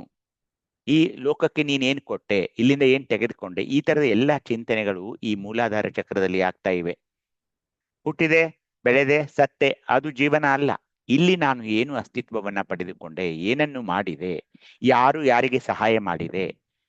ನನ್ನೊಂದಿಗೆ ಹೇಗೆ ಎಲ್ರು ಬೆಳೆದ್ರು? ಈ ತರದ ಎಲ್ಲಾ ಒಂದು ಅಸ್ತಿತ್ವ ಅಂತ ಏನ್ ಮನುಷ್ಯಂದಿರುತ್ತಲ್ಲ, ಅದು ಬೆಳವಣಿಗೆ ಆಗೋದೇ ಈ ಮೂಲಾಧಾರ ಚಕ್ರದಲ್ಲಿ. ಇದೊಂದು ಮರದ ಬೇರು ಇದ್ದ ಹಾಗೆ. ಒಂದು ಮರದ ಬೇರು ಆ ಭೂಮಿಯಲ್ಲಿ ಹೇಗೆ ಕೆಳಗಿಳಿದು ತನ್ನ ಅಸ್ತಿತ್ವವನ್ನ ನೆಲೆಗೊಳಿಸುತ್ತೆ ನೋಡಿ, ಅಲಗಾಡದ ಬಾರಿಗೆ. ಯಾವುದೇ ಒಂದು ದೊಡ್ಡ ಗಾಳಿ ಬಂದ್ರೂ ಕೂಡ ಅದರ ಭದ್ರವಾದ ಬೇರುಗಳು ಭೂಮಿಯಲ್ಲಿ ಇರೋದ್ರಿಂದ ಅದು ಅಲಗಾಡೋದಿಲ್ಲ. ಹಾಗೇನೆ ಈ ಮೂಲಾಧಾರ ಚಕ್ರದಲ್ಲಿರುವ ಆಚಾರಲಿಂಗದ ಪೂಜಕ, ಅವನಿಗೆ ಅಸ್ತಿತ್ವ ಬಹಳ ಬಲಯುತವಾಗಿರ್ತಾ ಇದೆ. ಹೀಗಾಗಿ ಅವನು ಚಿಕ್ಕ ಪುಟ್ಟ ತೊಂದರೆಗಳಿಗೆ ಅವನು ಹೊಯ್ದಾಡೋದಿಲ್ಲ. ಭದ್ರವಾದ ಒಂದು ಬೇರುಗಳಿರುವ ಮರದಂತೆ ಆ ಸಮಸ್ಯೆಗಳನ್ನ ಅವನು ಎದುರಿಸುವಲ್ಲಿ ಅತ್ಯಂತ ದೃಢನಾಗುತ್ತಾನೆ, ಶಕ್ತಿವಂತನಾಗ್ತಾ ಇದ್ದಾನೆ. ಹೀಗಾಗಿ ಅವನಲ್ಲಿ ಭದ್ರತೆ ಮತ್ತು ಸಹನಶೀಲತೆ. ಕೂಗಾಡೋದು, ಒದರಾಡೋದು, ಸಿಟ್ಟಿಗೇಳೋದು, ಕೋಪಗೊಳ್ಳೋದು, ಸಣ್ಣ ಪುಟ್ಟ ಮಾತುಗಳಿಗೆ ಸಿಟ್ಟಿಗೇಳೋದು, ಈ ತರದ ಯಾವುದೇ ಅವನಲ್ಲಿ ಕಡಿಮೆ ಆಗುತ್ತಾ ಹೋಗುತ್ತೆ ಈ ಆಚಾರಲಿಂಗ ಪೂಜೆಯಲ್ಲಿ. ವ್ಯಕ್ತಿತ್ವ ವಿಕಸನ ಆಗುತ್ತೆ. ಜೀವನದ ಬಗ್ಗೆ ಪ್ರೀತಿ ಹುಟ್ಟುತ್ತೇರಿ ಈ ಆಧಾರ ಚಕ್ರದಲ್ಲಿರುವ ಆಚಾರಲಿಂಗದ ಪೂಜೆಯಿಂದ. ಯಾಕೆ ಜೀವನದ ಬಗ್ಗೆ ಪ್ರೀತಿ ಅಂದ್ರೆ, ನೀರಸನ ಆಗಿಬಿಡ್ತಾರೆ ಒಬ್ಬೊಬ್ರು. ಹಲವಾರು ತೊಂದರೆಗಳು ಬರೋದ್ರಿಂದ ಆ ಜೀವನ ಸಾಕಪ್ಪ, ಇಲ್ಲಿದ್ದರಾದ್ರೂ ಏನ್ ಪ್ರಯೋಜನ, ಆತ್ಮಹತ್ಯೆ ಮಾಡಿಕೊಂಡು ಬಿಡೋಣ, ಎಲ್ಲಾದ್ರೂ ಓಡಿ ಹೋಗೋಣ, ತಪಸ್ಸಿಗೆ ಹೋಗೋಣ, ಹಿಮಾಲಯಕ್ಕೆ ಹೋಗೋಣ, ಏನೂ ಬೇಡ, ಈ ಸಂಸಾರ ಬೇಡ, ಏನೂ ಬೇಡ, ಹೋಗ್ಬಿಡೋಣ. ಜೀವನದ ಬಗ್ಗೆ ನಿರಸನಗೊಳ್ಳೋದಿದೆಯಲ್ಲ, ಅದು ಇಲ್ಲಿ ಇರೋಲ್ಲ. ಜೀವನದ ಬಗ್ಗೆ ಪ್ರೀತಿ, ಹಾಗೇನೆ ಹಿಂದೆ ಸಾಯೋದಾದ್ರೂ ನಾನು ಸಾಯೋಕೆ ರೆಡಿ ಇದ್ದೀನಿ ಅನ್ನೋ ಒಂದು ನಿರ್ಭಯತೆ, ಮರಣದ ಬಗ್ಗೆ ನಿರ್ಭಯತೆಯನ್ನ ಕಲಿಸೋದು ಆಚಾರಲಿಂಗ. ಹಾಗೇನೆ ಬಂಧುಗಳೇ, ಕ್ರಿಯಾಶಕ್ತಿ ಇರೋದ್ರಿಂದ ಇಲ್ಲಿ ಚೈತನ್ಯತೆ, ಕ್ರಿಯಾಶೀಲತೆ ಮತ್ತು ಉತ್ಸಾಹಗಳ ಚಿಲುಮೆ ಇದು ಕೊರತೆ ಆಗ್ತಾ ಇದೆ ಇವತ್ತಿನ ದಿನಗಳಲ್ಲಿ. ನೀವು ಯುವತಿಯರನ್ನ ಗಮನಿಸೋದಾದ್ರೆ ಚೈತನ್ಯತೆಯೇ ಇಲ್ಲ, ಮುಖದ ಮೇಲೆ ಕಳೆನೇ ಇಲ್ಲ. ಯಾವ ಕೆಲಸ ಹೇಳಿದ್ರು ಕ್ರಿಯಾಶೀಲತೆ ಇಲ್ಲ. ಎಷ್ಟು ಗಂಟೆಗಾದ್ರೂ ಹೇಳೋದು, ಎಷ್ಟು ಗಂಟೆಗಾದ್ರೂ ಮಲಗೋದು, ಏನೇನೋ ಯಾವ್ಯಾವ್ದೋ ಊಟ, ಯಾವ್ಯಾವ್ದೋ ಎಲ್ಲೋ ಎಷ್ಟು ಸಮಯಕ್ಕೆ ಅದಕ್ಕೇನು ಒಂದು ಅನುಶಾಸನ ಅನ್ನೋದೇ ಇಲ್ಲದ ಒಂದು ಜೀವನವನ್ನ ನಾವು ಮಾಡ್ಕೊಂಡಿದೀವಲ್ಲ. ನಮ್ಮ ಜೀವನವನ್ನ ನಾವೇ ಹಾಳು ಮಾಡಿಕೊಂಡ ಒಂದು ಉದಾಹರಣೆಗಳು ನಮಗೆ ಕಾಣ್ತಾ ಇರ್ತಿವೆ. ಉತ್ಸಾಹಗಳ ಚಿಲುಮೆ ಆಗಿರ್ಬೇಕು ನಾವು. ಯಾವುದಕ್ಕೂ ತಯಾರು. ಈಗ ನನಗೆ ರಾತ್ರಿ 2 ಗಂಟೆಗೆ 3 ಗಂಟೆಗೆ ಒಂದು ಶಸ್ತ್ರಚಿಕಿತ್ಸೆ ಮಾಡಬೇಕಾದ್ರೂ ಕೂಡ ನಾನು ಉತ್ಸಾಹದಲ್ಲಿರ್ಬೇಕಲ್ವೇ? ನಾನು ಮಲ್ಕೊಂಡ್ ಮಾಡೋಕ್ಕಾಗುತ್ತೇನು? ಇಲ್ಲ. ತಾಯಂದಿರು ಅನ್ನಪೂರ್ಣೆಯರು, ಅವರು ಎಲ್ಲರಿಗೂ ಅಡಿಗೆ ಮಾಡಬೇಕು, ಎಲ್ಲರಿಗೂ ಹಾಕಬೇಕು. ಈಗ ಅಡಿಗೆಯನ್ನು ಮಾಡಬಾರದ ಹಾಗೆ ಅವರ ಕ್ರಿಯಾಶೀಲತೆ ಕುಂದು ಬಿಟ್ಟಿದೆಯನ್ನ ನೀವು ಕಾಣ್ತಾ ಇದ್ದೀರಿ. ಯಾಕೆ ತಾಯಂದಿರು ವಿಮುಖರಾದ್ರು ಅಡುಗೆ ಮಾಡೋದ್ರಿಂದ? ಚೈತನ್ಯತೆ ಯಾಕೆ ಅವರಲ್ಲಿಂದ ಹೊರಟು ಹೋಯಿತು? ಕ್ರಿಯಾಶೀಲತೆ ಯಾಕೆ ಕಡಿಮೆಯಾಯಿತು? ಉತ್ಸಾಹ ಏಕೆ ಬತ್ತಿತ್ತು ಅನ್ನೋದನ್ನ ನಾವು ಅವಲೋಕನ ಮಾಡಿಕೊಳ್ಳಬೇಕು. ಹೀಗಾಗಿ ಇಷ್ಟಲಿಂಗ ಪೂಜೆ ಮಾಡಿಕೊಂಡವರಲ್ಲಿ ಈ ಆಚಾರಲಿಂಗದ ಪೂಜೆಯಿಂದ ಅವರಲ್ಲಿ ಯಾವಾಗಲೂ ಅವರು ಚೈತನ್ಯದ ಚಿಲುಮೆಯಾಗಿರ್ತಾರೆ ಬಂಧುಗಳೇ, ಕ್ರಿಯಾಶೀಲತೆಯಾಗಿರ್ತಾರೆ. ಯಾಕಂದ್ರೆ ಅವರಲ್ಲಿ ಕ್ರಿಯಾಶಕ್ತಿ ಯಾವಾಗಲೂ ಜಾಗೃತವಾಗಿರುತ್ತೆ. ನೈರ್ಮಲ್ಯತೆ, ಯಾವಾಗಲೂ ಸ್ವಚ್ಛವಾಗಿರ್ತಾರೆ ಅಂದ್ರೆ ಅತ್ಯಂತ ಬೆಲೆ ಬಾಳುವ ಸೀರೆಗಳನ್ನ, ಬೆಲೆ ಬಾಳುವ ಬಟ್ಟೆಗಳನ್ನ ಹಾಕೊಳ್ತಾರೆ ಅಂತಲ್ಲ, ಶುಚಿಯಾಗಿರ್ತಾರೆ. ದಿನನಿತ್ಯ ಮಡಿ ಬಟ್ಟೆಗಳನ್ನ ಹಾಕೊಳ್ತಾರೆ, ತಮ್ಮ ಬಟ್ಟೆಗಳನ್ನ ತಾವೇ ಒಗೆದುಕೊಳ್ತಾರೆ, ತಮಗೆ ಬೇಕಾಗುವ ಎಲ್ಲಾ ಪರಿಕರಗಳನ್ನ ತಾವೇ ಜೋಡಿಸಿಕೊಳ್ತಾರೆ. ಯಾವ ಆಹಾರವನ್ನ ನಾನು ಸೇವಿಸಬೇಕು, ಸಾತ್ವಿಕ ಆಹಾರ ಸೇವನೆಯ ಅರಿವು ಅವರಲ್ಲಿ ಆಗ್ತಾ ಇದೆ ಈ ಆಚಾರ ಲಿಂಗದ ಮೂಲಕ. ಹೀಗಾಗಿ ಅತ್ಯಂತ ಶಾಂತವಾಗಿರುವ ಈ ಜನತೆ ಪ್ರಶಾಂತ ಪೂರ್ಣವಾಗಿ ಮತ್ತು ನಿಶ್ಚಿಂತವಾದ ನಿದ್ರೆಯಲ್ಲಿ ಆರಾಮಾಗಿ ಮಲ್ಕೊಳ್ತಾರೆ. 10 ಗಂಟೆಗೆ 10:30 ಗಂಟೆಗೆ ನಿದ್ರೆಯಲ್ಲಿ ಜಾರಿ ಬಿಡ್ತಾರೆ. 12, 1, 2 ಈ ತರ ನಿದ್ರೆಗೆ ಅವರು ಹೋಗೋಲ್ಲ.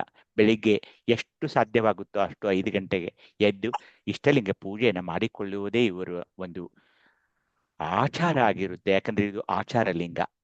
ಹೀಗಾಗಿ ಇದು ಗುರುಮಂದಿರದಲ್ಲಿ ಇರೋದ್ರಿಂದ ಇಲ್ಲಿ ಮಲಬದ್ಧತೆ ಆಗೋಲ್ಲ. Constipation is not here.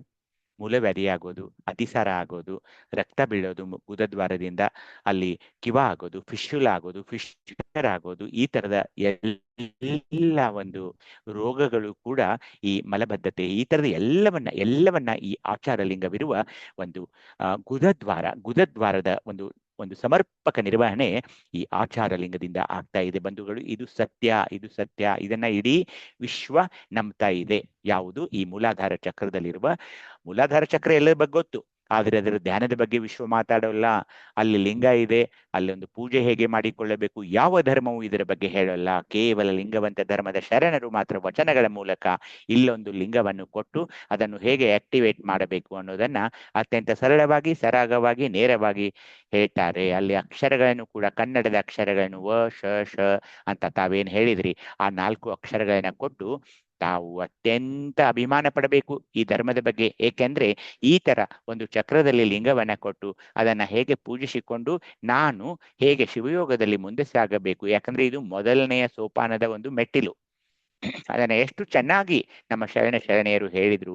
ಹೀಗೇನೆ ನಾವು ಅತ್ಯಂತ ಆರೋಗ್ಯಪೂರ್ಣವಾಗಿ, ಏಕೆಂದ್ರೆ ಮಲ ವಿಸರ್ಜನೆ ದಿನಾಲು ಸರಾಗವಾಗಿ ಆಗೋ ತನಕ ನೀವು ಆರೋಗ್ಯಪೂರ್ಣವಾಗಿ ಇರೋಲ್ಲ. ಈಗ ಯುರೋಪಿಯನ್ಸು, ಅಮೆರಿಕನ್ಸು ಅವರಲ್ಲಿ ದೊಡ್ಡ ಸಮಸ್ಯೆ ಏನಂದ್ರೆ ದೊಡ್ಡ ಕರುಳಿನ ಕ್ಯಾನ್ಸರ್. ಅದು ಏಕೆ ಬರುತ್ತೆ ಅಂದ್ರೆ ಮಲಬದ್ಧತೆ ಅವರ ದೊಡ್ಡ ಶತ್ರು. ಹಾಗಲ್ಲ. ಈ ಆಚಾರ ಲಿಂಗದ ಪೂಜೆ ಇರೋದ್ರಿಂದ ಸರಾಗವಾದ ಮಲ ವಿಸರ್ಜನೆ ಆಗಿ ನಾವು ಅತ್ಯಂತ ನಿರೋಗಿಯಾಗಿ ಬದುಕ್ತಾ ಇದೀವಲ್ಲ. ಅದಕ್ಕೆ ಕಾರಣ ಏನಂದ್ರೆ ಇಷ್ಟಲಿಂಗ ಪೂಜೆಯಲ್ಲಿ ನಮ್ಮ ಶಿವಯೋಗದ ಮೊದಲ ಸ್ಟೆಪ್ ಆಚಾರ ಲಿಂಗ ಪೂಜೆಯೇ ಇದೇ ಇರೋದ್ರಿಂದ ನಾವು ದಿನನಿತ್ಯ ಮಲ ವಿಸರ್ಜನೆ ಸರಾಗವಾಗಿ ಆರೋಗ್ಯಪೂರ್ಣವಾಗಿ ಬಾಳ್ತಾ ಇದ್ದೀವಿ ಬಂಧುಗಳೇ.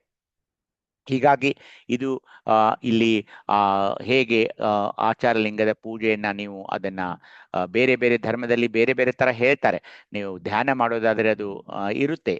ಇದನ್ನ ಹೇಗೆ ಮಾಡಬೇಕು ಅನ್ನೋದು ಅಲ್ಲಿ ನೀವು ಈ ತರ ಚಕ್ರದ ಧ್ಯಾನ ಹೇಗೆ ಮಾಡಬೇಕು ಅನ್ನೋದು ಅನೇಕ ವಿಡಿಯೋಗಳು ಕೂಡ ಇವೆ. ಆದ್ರೆ ನಮ್ಮ ಧರ್ಮದಲ್ಲಿ ಇಷ್ಟಲಿಂಗವನ್ನ ಇಟ್ಟುಕೊಂಡು ನೀವು ಅದನ್ನ ನೋಡಬಹುದು.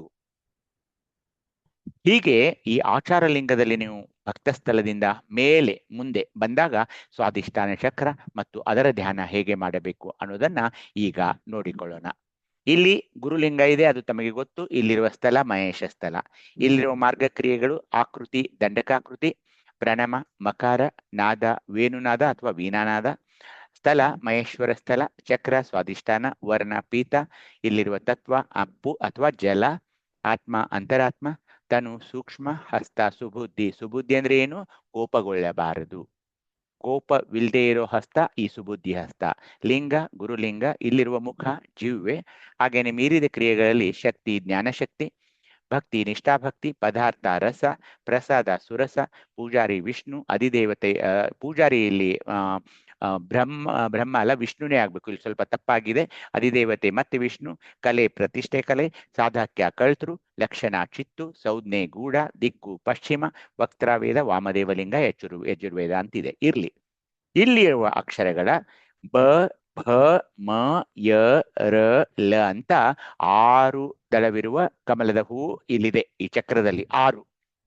ಹೀಗಾಗಿ ಅದನ್ನ ನಮ್ಮ ಇಮ್ಮಡಿ ಮುರುಘಾ ಗುರುಸಿದ್ಧ ಸ್ವಾಮಿ ಅಂತ ಶರಣರು ಎಷ್ಟು ಚೆನ್ನಾಗಿ ಹೇಳ್ತಿದ್ದಾರೆ ಅಂದ್ರೆ, ಧನುರ್ಗತಿ ಬಿಡಿದುದ ದಂಕದಂತರಾಳದ ಮಂಡಲತ್ರಯದುದಕದ ಶ್ವೇತವರ್ಣದ ಬಾದಿಲಾಂತ ಮುಕ್ತ ಮಾದ 6 ದಳದ ನಳಿನ ಕರ್ಣಿಕೆಯ ಸೂಕ್ಷ್ಮ ರಂಧ್ರಗತ ಪ್ರಣವ ದಂಡಾಕೃತಿಯ ಮಕಾರಮೆ ಗುರುಲಿಂಗಮದು ನಿನ್ನ ವಾಮದೇವ ಸ್ವರೂಪ ಮಾದುದಯ್ಯ ಪರಮ ಶಿವಲಿಂಗ ಪ್ರಚುರ ತರಚಿದಂಗ. ಬಾದಿಲ ಅಂತ ಅಂದ್ರೇನೆ ಬ ಭ ಮ ಯ ರ ಲ ಅಂತ ತಿಳ್ಕೊಳ್ಬೇಕು. ಇದು ಎಲ್ಲಿದೆ?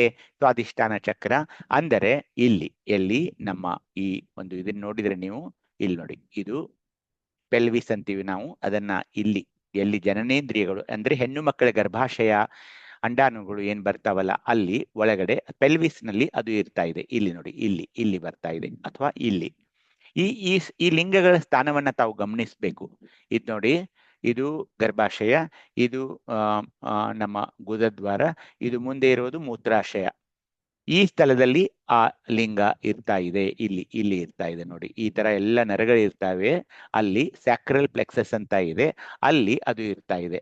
ನಮ್ಮ ವೈದ್ಯಕೀಯ ಇದರಲ್ಲಿ ಇಲ್ಲಿ ಸ್ಯಾಕ್ರಸ್ ಪ್ಲೆಕ್ಸಸ್, ಅದು ಮೊದಲನೇದು ಕಾಕ್ಸಿಜಿಯಲ್ ಪ್ಲೆಕ್ಸಸ್, ಇದು ಸ್ಯಾಕ್ರಲ್ ಪ್ಲೆಕ್ಸಸ್. ಇಲ್ಲಿ ಇದು ಜನನೇಂದ್ರಿಯದ ಮೇಲೆ ಸ್ವಲ್ಪ ಇದೆ, ಒಂದು 4 ಅಂಗುಲ ಮೇಲೆ ಇರುತ್ತದೆ. ಸ್ವಾಧಿಷ್ಠಾನ ಚಕ್ರ ಅಂತಾರೆ ಇದಕ್ಕೆ. ಸ್ವಾಧಿಷ್ಠಾನ ಅಂದ್ರೆ ಸ್ವ ಅಧಿಷ್ಠಾನ, ನನ್ನನ್ನು ನಾನೇ ಪ್ರತಿಷ್ಠಾಪನೆ ಮಾಡಿಕೊಳ್ಳೋದು. 6 ಕಿತ್ತಳೆ ಬಣ್ಣದ ದಳಗಳಿವೆ. ದಳಗಳ ಮೇಲೆ ಬ, ಭ, ಮ, ಯ, ರ, ಲ ಅಂತ 6 ಅಕ್ಷರಗಳಿವೆ. ಇದರ ಪ್ರಣವಾಕ್ಷರ ಮ. ಅದಕ್ಕೆ ನಾವು ಹೇಗಂತೀವಿ ಇದನ್ನ?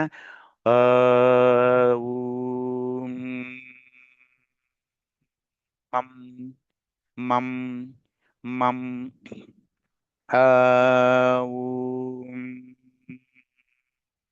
ಗುರುಲಿಂಗಾಯ ನಮಃ, ಗುರುಲಿಂಗಾಯ ನಮಃ, ಗುರುಲಿಂಗಾಯ ನಮಃ, ಗುರುಲಿಂಗಾಯ ನಮಃ.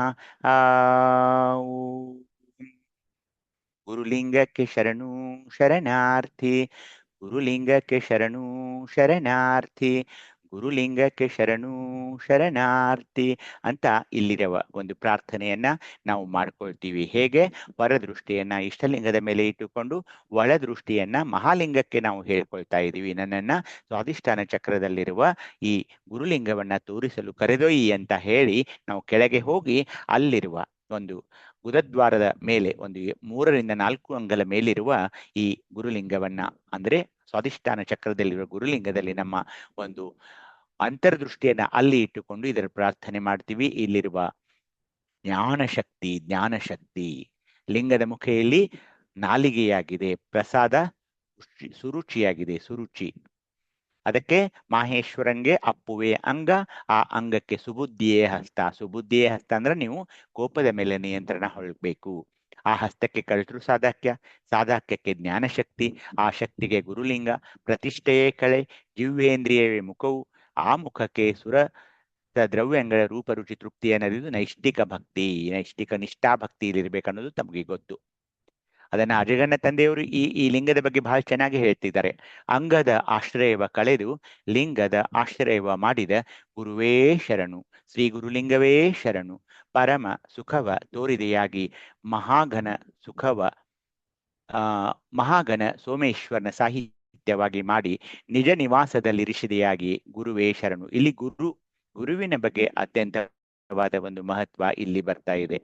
ಮತ್ತೆ ಇನ್ನೊಂದು ವಚನದಲ್ಲಿ ಗುರುಲಿಂಗದ ಕೃಪೆಯಿಂದ ಸಜ್ಜನ ಶರಣರ ಸಂಘ ಸುಖವ ಕಂಡೆ, ಏನೆಂದು ಉಪಮಿಸುವೆನಯ್ಯ ಗುರುಲಿಂಗದ ಮಹಿಮೆಯನ್ನು ಅಂತ ಮಹಾಘನ ಸೋಮೇಶ್ವರನೆಂಬ ಗುರುಲಿಂಗವ ತೋರಿದನಾಗಿ ಅಂತ ಗುರುಲಿಂಗ ಇರುವ ಈ ಒಂದು ಸ್ವಾಧಿಷ್ಠಾನ ಚಕ್ರದಲ್ಲಿರುವ ಗುರುಲಿಂಗದ ಬಗ್ಗೆ ಅಜಗಣ್ಣ ತಂದೆಯವರು ಹೇಳ್ತಾ ಇದ್ದಾರೆ.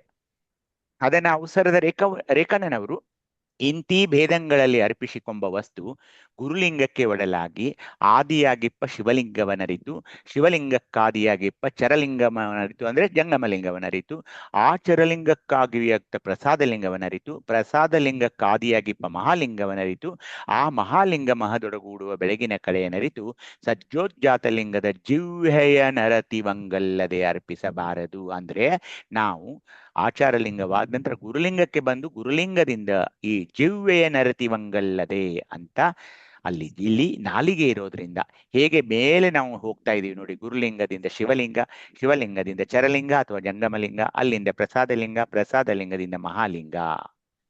ಅದನ್ನ ಅಮುಗಿ ದೇವಯ್ಯನವರು ಬಹಳ ಚೆನ್ನಾಗಿ ಹೇಳ್ತಿದ್ದಾರೆ.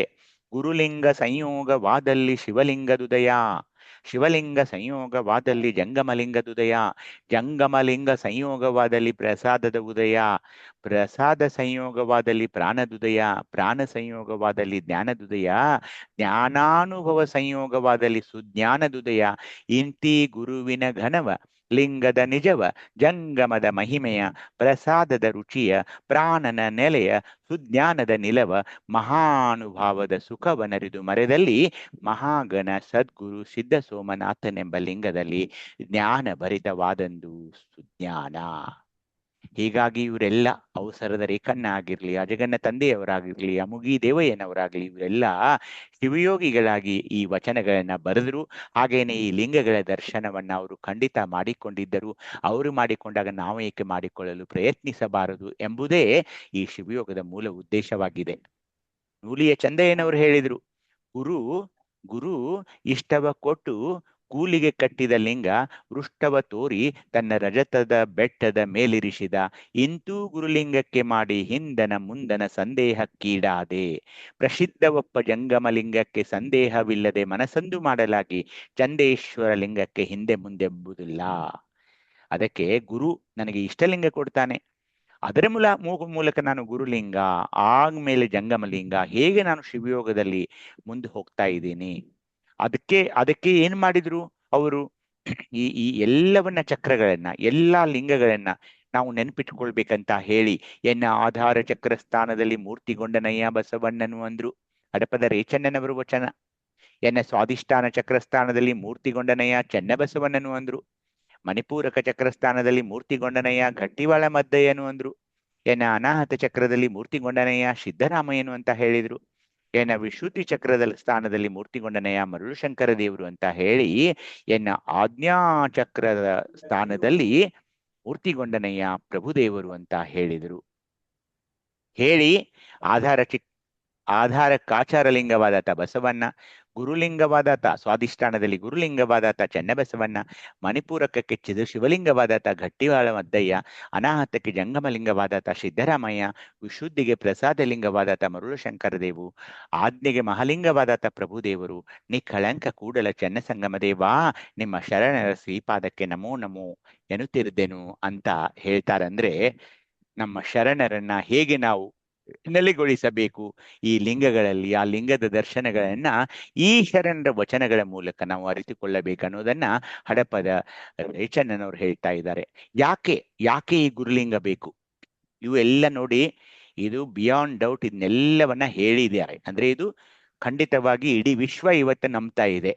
ಸ್ವಾಧಿಷ್ಠಾನ ಚಕ್ರದಲ್ಲಿರುವ ಒಂದು ಗುರುಲಿಂಗದಿಂದ ನಾವು ಏನೇನು ಪ್ರಯೋಜನ ಪಡಿಬೇಕು, ಯಾಕೆ ಯುವಕ ಯುವತಿಯರು ಇದನ್ನೆಲ್ಲ ಕಲ್ಕೊಳ್ಬೇಕು ಅಂತ ನಾನು ಹೇಳೋದು. ಇಷ್ಟಲಿಂಗ ಪೂಜೆ ಯಾಕೆ ಬೇಕು ಅಂದ್ರೆ, ಸೃಜನಶೀಲತೆ ಅಂದ್ರೆ ಏನು?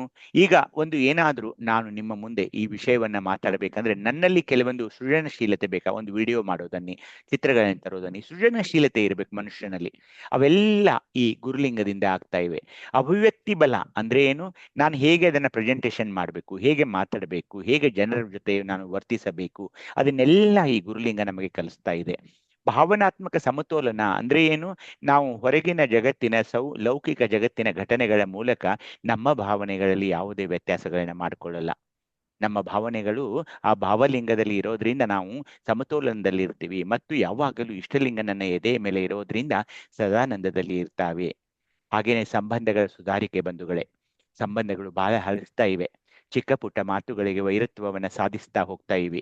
ಅಕ್ಕ ತಮ್ಮನ ಮನೆಗೆ ಬರೋಲ್ಲ, ತಮ್ಮ ತಂಗಿ ಮನೆಗೆ ಹೋಗಲ್ಲ, ತಂದೆ ತಾಯಿಗಳ ಜೊತೆ ಮಗ ಮಾತಾಡೋಲ್ಲ, ಅಕ್ಕ ತಂಗಿಯರ ಜೊತೆ ಅಣ್ಣ ತಮ್ಮದಿರು ಮಾತಾಡೋಲ್ಲ. ಈ ತರದ ಎಲ್ಲ ಹಳಿತ ಸಂಬಂಧಗಳನ್ನ ಇದು ನಿರಾಕರಿಸುತ್ತದೆ. ಅವರು ಮಾತಾಡಲ್ವೋ ನಾವು ಮಾತಾಡೋದು, ಅವರು ಫೋನ್ ಮಾಡಲ್ವೋ ನಾವು ಫೋನ್ ಮಾಡೋದು. ಸೋಲು ಅಲ್ಲ ಇದು ಗೆಲುವು. ಆ ಅಹಂಕಾರವನ್ನ ಬಿಟ್ಟು ಆ ಸಂಬಂಧಗಳ ಸುಧಾರಣೆಯಲ್ಲಿ ನಿಮ್ಮನ್ನ ಪ್ರೇರೇಪಿಸುತ್ತದೆ ಈ ಸ್ವಾಧಿಷ್ಠಾನ ಚಕ್ರದಲ್ಲಿರುವ ಗುರುಲಿಂಗ. ಹಾಗೇನೆ ಒಂದು ಆತ್ಮವಿಶ್ವಾಸ ಬೆಳೀತಾ ಇದೆ. ನಾನು ಇದನ್ನ ಎದುರಿಸಬಲ್ಲೆ, ನಾನು ಈ ಕೆಲಸವನ್ನ ಮಾಡಬಲ್ಲೆ, ನಾನು ಈ ಜಗವನ್ನ ಗೆಲ್ಲಬಲ್ಲೆ, ಈ ಕಾರ್ಯವನ್ನ ಖಂಡಿತವಾಗಿ ನಾನು ಮಾಡಬಲ್ಲೆ ಅಂತ ಒಂದು ಆತ್ಮವಿಶ್ವಾಸವನ್ನ ಈ ಗುರುಲಿಂಗ ಕೊಡ್ತಾ ಇದೆ ಬಂಧುಗಳೇ. ಹೊಂದಿಕೊಳ್ಳುವಿಕೆ ಅಂದ್ರೆ ಈ ಸಂಸಾರದಲ್ಲಿ ನಾವು ಯಶಸ್ವಿ ಆಗ್ಬೇಕಂದ್ರೆ ಬರೀ ಹೊಂದಿಕೊಳ್ಳೋದು, ಕಾಂಪ್ರಮೈಸ್ ಆನ್ ಎವ್ರಿಥಿಂಗ್, ಅದೇ ಒಂದು ಯಶಸ್ಸಿನ ಸೂತ್ರ. ಅದನ್ನ ನಿಮ್ಮಲ್ಲಿ ಬೆಳೆಸುತ್ತದೆ ಈ ಗುರುಲಿಂಗ. ಹೊಂದಿಕೊಳ್ಳುವಿಕೆ, ಬರೀ ಹೊಂದಿಕೊಳ್ಳೋದು, ಎಲ್ಲ ಪ್ರಸಂಗಗಳಿಗೆ, ಎಲ್ಲ ಒಂದು ಹೊರ ವಾತಾವರಣಗಳಿಗೆ, ಎಲ್ಲದಕ್ಕೂ ಹೊಂದಿಕೊಳ್ಳೋದು ನೋಡಿ. ಹೊಂದಿಕೊಳ್ಳೋದೇ ನೀವು ಯಶಸ್ವಿಯಾಗಿ ಜೀವನ ಮಾಡುವ ಒಂದು ಸೂತ್ರವನ್ನ ಈ ಗುರುಲಿಂಗ ನಿಮಗೆ ಕಳಿಸ್ತಾ ಇದೆ. ಆಳವಾದ ಅಂತಃಪ್ರಜ್ಞೆ. ಯಾಕೆ ಅಂತರ್ಪ್ರಯಾಣ ಈಗ ಆರಂಭವಾಯಿತು. ಆಚಾರ ಲಿಂಗದಲ್ಲಿ ಆಚಾರಗಳನ್ನೆಲ್ಲ ಕಲಿತು ಇಲ್ಲಿ ಗುರು ನನಗೆ ಹಸ್ತಮಸ್ತಕ ಸಂಯೋಗದಿಂದ ಇಷ್ಟಲಿಂಗ ಪೂಜೆಯನ್ನ ನಾನು ಈಗ ಮಾಡ್ಕೊಳ್ಳೋಕೆ ಆರಂಭ ಮಾಡೋದ್ರಿಂದ ನನ್ನ ಅಂತಃಪ್ರಜ್ಞೆ ಜಾಗೃತವಾಗಿದೆ. ನಾನು ಯಾರು, ನಾನು ಎಷ್ಟು ದಿನ ಇಲ್ಲಿರೋದೀನಿ, ನನ್ನಿಂದ ಏನಾಗಬೇಕಾಗಿದೆ, ಈ ತರದ ಅಂತಃಪ್ರಜ್ಞೆಯ ಆಳವಾದ ಒಂದು ಆಂತರಿಕ ಪ್ರಯಾಣದಲ್ಲಿ ನಾನು ಈಗ ಹೋಗ್ತಾ ಇದ್ದೀನಲ್ಲ, ಹೀಗಾಗಿ ಈ ಗುರುಲಿಂಗ ಅದಕ್ಕೆ ನನಗೆ ಬೇಕು. ಪರಸ್ಪರ ಸಂಪರ್ಕ ಅಂದ್ರೆ ಏನು? ನಾನು ಹೇಗೆ ಈ ಲೋಕದ ಜನರ ಜೊತೆ ವರ್ತಿಸಬೇಕು, ಹೇಗೆ ಸಂಪರ್ಕವನ್ನ ಸಾಧಿಸಿಕೊಳ್ಳಬೇಕು, ಹೇಗೆ ನನ್ನ ಕೆಲಸಗಳನ್ನ ಮಾಡಿಕೊಳ್ಳಬೇಕು, ಎಲ್ಲರೊಂದಿಗೆ ಹೊಂದಿಕೊಂಡು ನಾನು ಹೇಗೆ ಹೋಗಬೇಕು, ಸಂಸಾರದಲ್ಲಿ ಹೇಗೆ ನಾನು ಒಂದು ಸುಮಧುರ ಸಂಬಂಧಗಳನ್ನ ಯಾವಾಗಲೂ ನಿರ್ವಹಿಸಬೇಕು, ಅವುಗಳನ್ನ ಕಟ್ಟಿಕೊಳ್ಳಬೇಕು, ಅದನ್ನೆಲ್ಲ ಗುರುಲಿಂಗ ನಮಗೆ ಕಲಿಸ್ತಾ ಇದೆ. ಒಟ್ಟಾರೆ ಒಂದು ಯೋಗಕ್ಷೇಮ, ಇಡೀ ಕುಟುಂಬದ ಯೋಗಕ್ಷೇಮ, ಇಡೀ ಸಮಾಜದ ಯೋಗಕ್ಷೇಮವನ್ನ ಈ ಗುರುಲಿಂಗ ನಿಮಗೆ ಕಲಿಸುತ್ತೆ. ಹಾಗೇನೆ ವೈದ್ಯನಾಗಿ ಕೆಲವೊಂದು ವಿಷಯಗಳನ್ನ ಇಲ್ಲಿ ಹೇಳ್ಬೇಕು. ಅದೇನಂದ್ರೆ, ಗಂಡಸರಾಗ್ಲಿ ಹೆಣ್ಣು ಮಕ್ಕಳಲ್ಲಿ ಸರಾಗವಾದ ಮೂತ್ರ ವಿಸರ್ಜನೆಯನ್ನ ಈ ಸ್ವಾಧಿಷ್ಠಾನ ಚಕ್ರದಲ್ಲಿರುವ ಗುರುಲಿಂಗ ಪೂಜೆಯಿಂದ ನಿಮ್ಗೆ ಆಗ್ತಾ ಇದೆ. ಪ್ರೋಸ್ಟೇಟ್ ಪ್ರಾಬ್ಲಮ್ ಗಂಡಸರಲ್ಲಿ ಬಹಳ ಇರುತ್ತದೆ 60 ವರ್ಷದ ಮೇಲೆ, ಅದು ಕೂಡ ಇಲ್ಲಿ ಕಡಿಮೆ ಆಗ್ತಾ ಇದೆ. ಗರ್ಭಾಶಯದ ಆರೋಗ್ಯ, ನಿಯಮಿತ ಋತುಸ್ರಾವ, ಬಂಜೆತನ ನಿವಾರಣೆ, ಮಕ್ಕಳಾಗೋದು, ಆರೋಗ್ಯಪೂರ್ಣ ವೃಷಣಗಳು, ಆರೋಗ್ಯಪೂರ್ಣ ಪ್ರೋಸ್ಟೇಟ್, ವೀರ್ಯವರ್ಧನೆ, ಇವೆಲ್ಲ ಮಕ್ಕಳಾಗದವರಿಗೆ ಮಕ್ಕಳಾಗೋದು, ಇವೆಲ್ಲ ಈ ಗುರುಲಿಂಗದಿಂದ ಆಗುತ್ತೆ ಅಂತ ಹೇಳ್ತಾ ನಾನು ಇಲ್ಲಿ ನಿಲ್ಲಿಸ್ತೀನಿ. ಮುಂದಿನ ವಾರ ನಾವು ಮುಂದಿನ 2 ಚಕ್ರಗಳಿಗೆ ಹೇಳ್ತಾ ಈಗ ಮತ್ತೆ ನಾವು ಮತ್ತೊಂದು ಇದ್ರ ಬಗ್ಗೆ ನಾವು ಭಕ್ತಿಗಳ ಬಗ್ಗೆ ಮಾತಾಡ್ತಾ ಇದ್ದೀವಿ. ಈಗ ಮತ್ತೆ ಅದನ್ನೇ ಮುಂದುವರಿಸೋಣ. ಭಕ್ತಿಗಳು ಬೇಕಲ್ಲ ಶಿವಯೋಗದಲ್ಲಿ, ಹೀಗಾಗಿ ಅವುಗಳನ್ನ ನಾವು ಮಾತಾಡೋಣ. ಮತ್ತೆ ಇವತ್ತು ಭಕ್ತಿಗಳು ಯಾರು ಹೇಳ್ತೀರಿ? ಭಕ್ತಿಗಳು, ಭಕ್ತ ಸ್ಥಳದಿಂದ ಭಕ್ತಿಗಳನ್ನ ಶುರು ಮಾಡಿ ನೋಡೋಣ. ಶ್ರದ್ಧಾ ಭಕ್ತಿ, ನಿಷ್ಠಾ ಭಕ್ತಿ, ಅವಧಾನ್ ಭಕ್ತಿ, ಅನುಭವ ಭಕ್ತಿ, ಆನಂದ ಭಕ್ತಿ, ಸಮರಸ ಭಕ್ತಿ, ಅನುಪಮ ಭಕ್ತಿ, ಹ್ಮ್ ನಿರ್ಭಾವ ಭಕ್ತಿ, ನಿರವಯ ಭಕ್ತಿ, ಶ್ರದ್ಧಾ ಭಕ್ತಿ, ನೈಷ್ಠಕಾ ಭಕ್ತಿ, ಸಾವಧಾನ ಭಕ್ತಿ, ಅನುಭಾವ ಭಕ್ತಿ, ಆನಂದ ಭಕ್ತಿ, ಸಮರಸ ಭಕ್ತಿ, ಪರಿಪೂರ್ಣ ಭಕ್ತಿ, ಅಪ್ರಮಾಣ ಭಕ್ತಿ, ನಿರ್ವಯ ಭಕ್ತಿ ಅಂತ ಇದೆ.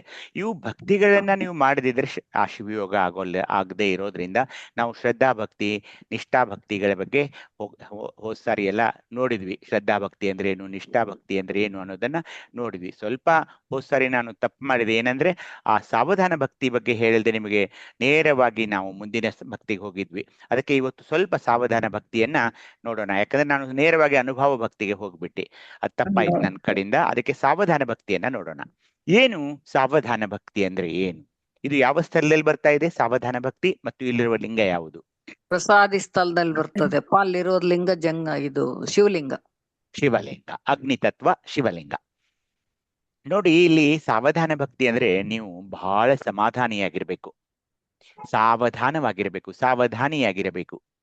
ಸರ್ವಾಂಗವೆಲ್ಲವನ್ನ ಲಿಂಗಮಯವೆನಿಸಿ ಲಿಂಗಕ್ಕೆ ಹರಣ ಕಿರಣ ಸ್ವರೂಪವಾದ ಕ್ರಿಯಾಜಂಗಮ, ಜ್ಞಾನಜಂಗಮ, ಮಹಾಜ್ಞಾನಜಂಗಮ ಪ್ರತ್ಯಕ್ಷಿಸಿದಂತಹ ಅರಿವೆಂಬುದೀಗ ಸಾವಧಾನ ಭಕ್ತಿಯಾಗಿದೆ.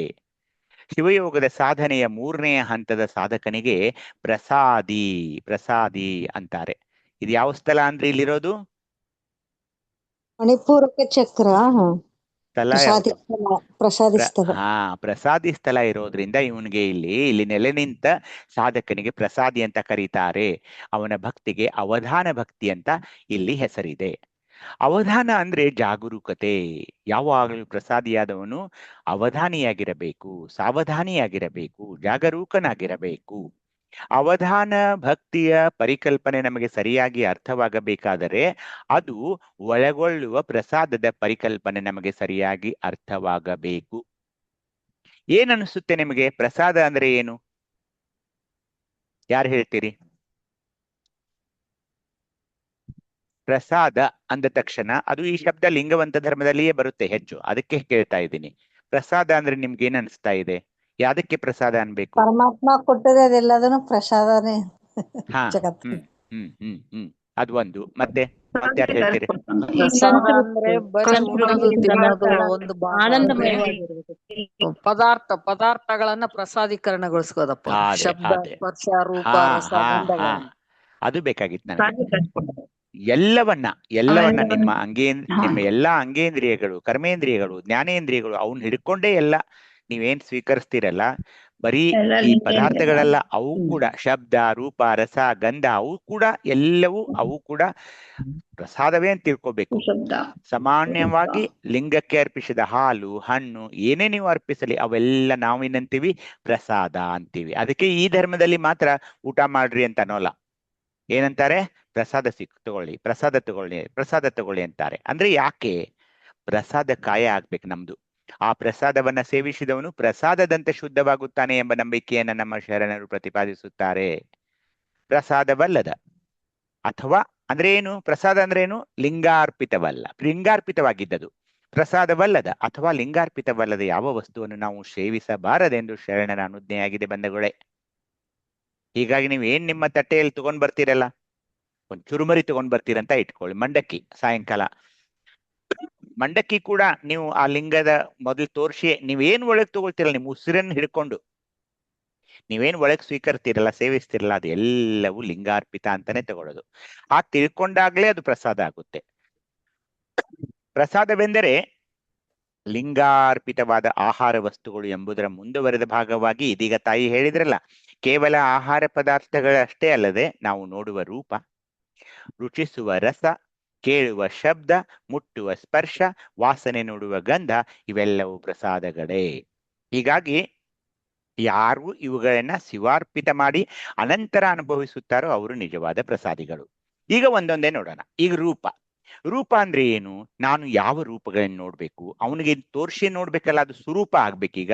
ಹೀಗಾಗಿ ನಾನು ಕೆಟ್ಟ ದೃಶ್ಯಗಳನ್ನ ನೋಡೋಲ್ಲ, ಕೆಟ್ಟ ಚಿತ್ರಗಳನ್ನು ನೋಡೋಲ್ಲ, ಕೆಟ್ಟ ಸಿನಿಮಾಗಳನ್ನು ನೋಡೋಲ್ಲ, ಕೆಟ್ಟ ನಾಟಕಗಳನ್ನು ನೋಡೋಲ್ಲ, ಕೆಟ್ಟ ಬೈಗಳನ್ನ ಮಾಡಿ ಒಂದು ಅತ್ಯಂತ ಮನರಂಜನೀಯವಾದ ಒಂದು ಏನೇನು ತೋರಿಸ್ತಾರಲ್ಲ, ಆ ಯಾವುದು ನನಗೆ ಬೇಡ ಆಗ್ತಾ ಇದೆ. ರುಚಿಸುವ ರಸ ಲಿಂಗಕ್ಕೆ ಅದು ಜಿವ್ವೆಯಿಂದ ಅಲ್ಲಿ ಅವನಿಗೆ ಅರ್ಪಿಸಿಯೇ ನನಗೆ ಸುರಸವಾಗಿ ಬರ್ತಾ ಇರೋದು. ನಾನು ಏನ್ ತಿನ್ಬೇಕು, ಏನ್ ತಿನ್ಬಾರ್ದು, ಯಾಕೆ? ಅದು ಲಿಂಗಯ್ಯನಿಗೆ ಅರ್ಪಿಸಿಯೇ ನಾನು ತಗೊಳ್ಬೇಕಲ್ಲ. ಹೀಗಾಗಿ ನಾನು ಏನ್ ಮಾಡ್ಬೇಕಾಗುತ್ತೆ? ಸಾತ್ವಿಕ ಆಹಾರವನ್ನೇ ತೆಗೆದುಕೊಳ್ಬೇಕಾಗ್ತಾ ಇದೆ. ಏನೇನೋ ತಿನ್ನೋದಂದ್ರೆ ಅದು ಆಗೋಲ್ಲ ಹಾಗೆ. ಯಾಕೆ? ಲಿಂಗಕ್ಕೆ ಅರ್ಪಿಸಿ ನಾನು ತಗೊಳ್ಬೇಕಾಗಿರೋದ್ರಿಂದ ಇದೇನಾಗುತ್ತೆ ಹೇಳಿ? What you eat what you are ಅಂತ ಒಂದು ಇಂಗ್ಲಿಷ್ ಗಾದೆ ಮಾತಿದೆ. ಅಂದ್ರೆ ನೀವೇನ್ ಸೇವಿಸ್ತೀರೋ ಅದೇ ನೀವಾಗಿರ್ತೀರಾ. ನೀವು ಕೆಟ್ಟನ್ ಸೇವಿಸಿದ್ರೆ ಕೆಟ್ಟೇ ಆಗ್ತೀರಾ ನೀವು. ಹಾಗೆ ಸಾತ್ವಿಕ ಆಹಾರವನ್ನ ಸೇವಿಸೋದ್ರಿಂದ ಅದು ಸುರಸವಾಗಿ ಲಿಂಗಾರ್ಪಿತವಾಗಿ ನಿಮಗೆ ಬರೋದ್ರಿಂದ, ಪ್ರಸಾದ ರೂಪದಲ್ಲಿ ಬರೋದ್ರಿಂದ ನೀವು ಆರೋಗ್ಯಪೂರ್ಣವಾಗಿರ್ತೀರಾ. ಏನೇನೋ ನೀವು ತಿನ್ನೋಕ್ ಹೋಗೋಲ್ಲ. ಹಾಗೇನೆ ಕೇಳುವ ಶಬ್ದ, ಏನ್ ಕೇಳ್ಬೇಕು, ಏನ್ ಕೇಳ್ಬಾರ್ದು, ಏನ್ ಕೇಳ್ಬೇಕು, ಏನ್ ಕೇಳ್ಬಾರ್ದು, ಅದು ನಾವು ವಿವೇಚನೆ ಮಾಡುತ್ತೆ. ನಿಮ್ಮ ಲಿಂಗಯ್ಯ ಹೇಳ್ತಾನೆ, ಯಾರ್ದೋ ಒಂದು ನೀವು ಕೇಳ್ತೀರಾ, ಈಗ ವಿರಕ್ತರಾದವರು ಕೂಡ ಹೇಗೆ ಹೇಗೆ ಮಾತಾಡ್ತಿರ್ತಾರೆ ನೋಡಿ, ಅದು ನನ್ನ ಕಿವಿಗೆ ಕಠೋರವಾಗಿ ಕರ್ಕಶವಾಗಿ ಯಾಕೆ ಅನ್ಸುತ್ತೆ ಅಂದ್ರೆ, ಅದು ನನ್ನ ಲಿಂಗಯ್ಯ ಅದನ್ನ ಸುಶಬ್ದವಾಗಿ ನನಗೆ ಪರಿವರ್ತನೆ ಮಾಡಿ ಕೊಡ್ತಾ ಇರೋದನ್ನ ನನಗೆ ಯಾಕೋ ಅದನ್ನ ಕೇಳೋಕ್ ಮನಸ್ಸಾಗೋಲ್ಲ. ಅಂತ ಯೂಟ್ಯೂಬ್ ನಲ್ಲಿ ಆ ವಿಡಿಯೋ ನೋಡೋದು ಕೂಡ ಆಗೋಲ್ಲ, ಆ ರೀಲ್ಸ್ ನೋಡೋಕೆ ನನಗೆ ಮನಸ್ಸಾಗೋಲ್ಲ. ಕೇವಲ ನನಗೆ ಯಾವುದು ಈ ಶಿವಾನುಭವ ಕೊಡುತ್ತೆ, ಯಾವುದು ನಿರ್ವಚನ ಎಷ್ಟು ಚೆನ್ನಾಗಿ ಮಾಡಿದ್ದಾರೆ ಅಂತ ಇಂತಹ ಶಿವಯೋಗದ ವರ್ಗಗಳನ್ನ ಕೇಳಬೇಕಂತ ಮನಸ್ಸಾಗುತ್ತೆಯೇ ಹೊರತು ಕುಶಬ್ದಗಳನ್ನ ಕೇಳೋಕೆ ನನಗೆ ಮನಸ್ಸಾಗೋಲ್ಲ. ಯಾಕೆಂದ್ರೆ ನನ್ನ ಲಿಂಗಯ್ಯ ಆ ಶಬ್ದಗಳನ್ನ ಕೇಳೋಕೆ ನನಗೆ ಅನುಮತಿ ಕೊಡೋಲ್ಲ. ಹಾಗೇನೆ ಸ್ಪರ್ಶ, ಮುಟ್ಟುವ ಸ್ಪರ್ಶ, ನಾನು ಏನ್ ಮುಟ್ಬೇಕು, ಏನ್ ಮುಟ್ಬಾರ್ದು. ಕಾಮ ನೋಡಿ, ಈ ಸ್ಪರ್ಶ ಅನ್ನೋದೇನ್ ಗೊತ್ತಾ? ಈ ಸ್ಪರ್ಶ ಸುಖ ಅಂತ ಒಂದು ಶಬ್ದ ಬರುತ್ತೆ. ಏನ್ ಮುಟ್ಬೇಕು, ಏನ್ ಮುಟ್ಟಬಾರ್ದು ಅನ್ನೋ ವಿವೇಚನೆಯನ್ನ ಕೂಡ ಆ ಜಂಗಮಲಿಂಗ ನಮಗೆ ಕೊಡ್ತಾ ಇದೆ. ವಾಸನೆ ನೋಡುವ ಗಂಧ, ಅದು ವಾಸನೆ ನಮ್ಮನ್ನು ಕರ್ಕೊಂಡು ಹೋಗುತ್ತೆ. ಇಲ್ಲಿ ಅದು ಈಗ ನೋಡಿ, ನೀವು ಮದ್ಯಪಾನಿಗಳಿರ್ತಾರೆ ಅಥವಾ ಆ ನಾನ್ ವೆಜ್ ಹೋಟೆಲ್ಸ್ ಇರ್ತವೆ, ಬಾರ್ ಇರ್ತವೆ, ಆ ಗಂಧ ಅವ್ರ ವಾಸನೆ ಬಂದ ತಕ್ಷಣ ಅಲ್ಲಿ ನಡೆಯೋಕ್ ಶುರು ಮಾಡ್ತಾರೆ ಅವರು. ಆದ್ರೆ ಲಿಂಗಾರ್ಪಿತ ಅಥವಾ ಪ್ರಸಾದಕಾಯಿ ಇದ್ದವನ್ಗೆ ಅದು ಆಗೋಲ್ಲ. ಹೀಗಾಗಿ ಶಿವಾರ್ಪಿತ ಮಾಡಿ, ಲಿಂಗಾರ್ಪಿತ ಮಾಡಿ ಅಂದ್ರೆ ನಿಮ್ ತಟ್ಟೆ ಮುಂದೆ ಬರ್ಲಿ ಅಥವಾ ನೀವು ಏನೇನು ಒಳಗ್ ತಗೊಳ್ತಿರಲ್ಲ, ಈ ಜ್ಞಾನೇಂದ್ರಿಯಗಳ ಮೂಲಕ, ಕರ್ಮೇಂದ್ರಿಯಗಳ ಮೂಲಕ, ಹಾಗೇನೆ ಈ ಆಹಾರ ಪದಾರ್ಥಗಳ ಮೂಲಕ ಲಿಂಗಯ್ಯನಿಗೆ ಅರ್ಪಿಸಿ ನೀವು ಏನ್ ತಗೊಳ್ತೀರಲ್ಲ, ಆವಾಗ ನೀವು ಮಾತ್ರ ನಿಜವಾದ ಪ್ರಸಾದಿಗಳು ಆಗ್ತೀರಿ. ಅದೇ ಸಾವಧಾನ ಭಕ್ತಿಯಾಗಿದೆ. ಇನ್ನೂ ಸ್ವಲ್ಪ ಪ್ರಸಾದದ ಅರ್ಥವನ್ನ ಸ್ವಲ್ಪ ವಿಸ್ತರಿಸಿದರೆ, ಆಹಾರ ಪದಾರ್ಥಗಳು ಈ ಗಂಧ, ರಸ, ರೂಪ, ಸ್ಪರ್ಶ, ಶಬ್ದ ಅಷ್ಟೇ ಅಲ್ಲ, ಸಾಧಕನು ತನ್ನ ಜ್ಞಾನೇಂದ್ರಿಯಗಳನ್ನ, ಕರ್ಮೇಂದ್ರಿಯಗಳನ್ನ, ಅಂತಃಕರಣ ಚತುಷ್ಟಯಗಳನ್ನೆಲ್ಲ ಅಂದ್ರೆ ಮನ, ಬುದ್ಧಿ, ಚಿತ್ತ, ಅಹಂಕಾರ ಇವನ್ನೆಲ್ಲ ಶಿವನಿಗೆ ಅರ್ಪಿಸಿ ಪ್ರಸಾದಿಯೇ ಪ್ರಸಾದವಾಗುತ್ತಾನೆ ಎಂಬುದು ಪ್ರಸಾದ ಪರಿಕಲ್ಪನೆಯ ಅತ್ಯಂತ ವಿಶಾಲ ಅರ್ಥ. ಹೀಗೆ ಮಾಡೋದ್ರಿಂದ ಸಾಧಕನು ಎಳ್ಳಷ್ಟು ಸ್ವಾರ್ಥಕ್ಕೆ ಅಂದರೆ ತನ್ನದು ಎಂಬ ಭಾವಕ್ಕೆ ಎಡೆ ಇಲ್ಲದಂತೆ ಎಚ್ಚರ ವಹಿಸುತ್ತಾನೆ. ಹೇಗೆ ಹೇಳಿ? ಈಗ ನೀವು ಮನೆಯಲ್ಲಿ ಒಂದು 106 ಜನರಿಗೆ ಅನ್ನ ಸಂತರ್ಪಣೆ ಒಂದು ಕಾರ್ಯಕ್ರಮ ಇಟ್ಕೊಂಡಿರ್ತೀರ ಅಂತ ಇಟ್ಕೊಳ್ಳಿ. ಸುಮ್ನೆ ಕೇಳ್ತಾರೆ ಯಾರು, ಏನ್ ನಿಮ್ಮ ಮನೆಯಲ್ಲೆಲ್ಲ ಇವತ್ತು ಏನು ಊಟ ಇಟ್ಕೊಂಡಿದ್ರಲ್ಲ? ಹೌದು, ಅದನ್ನೆಲ್ಲ ನಾನೇ ಮಾಡಿದ್ದು ಅಂದ್ರೆ ಮುಗೀತ್ ನೋಡಿ. ಅದು ಅಲ್ಲ, ಸ್ವಾರ್ಥ ಆಗಿಬಿಡುತ್ತೆ ಅದು.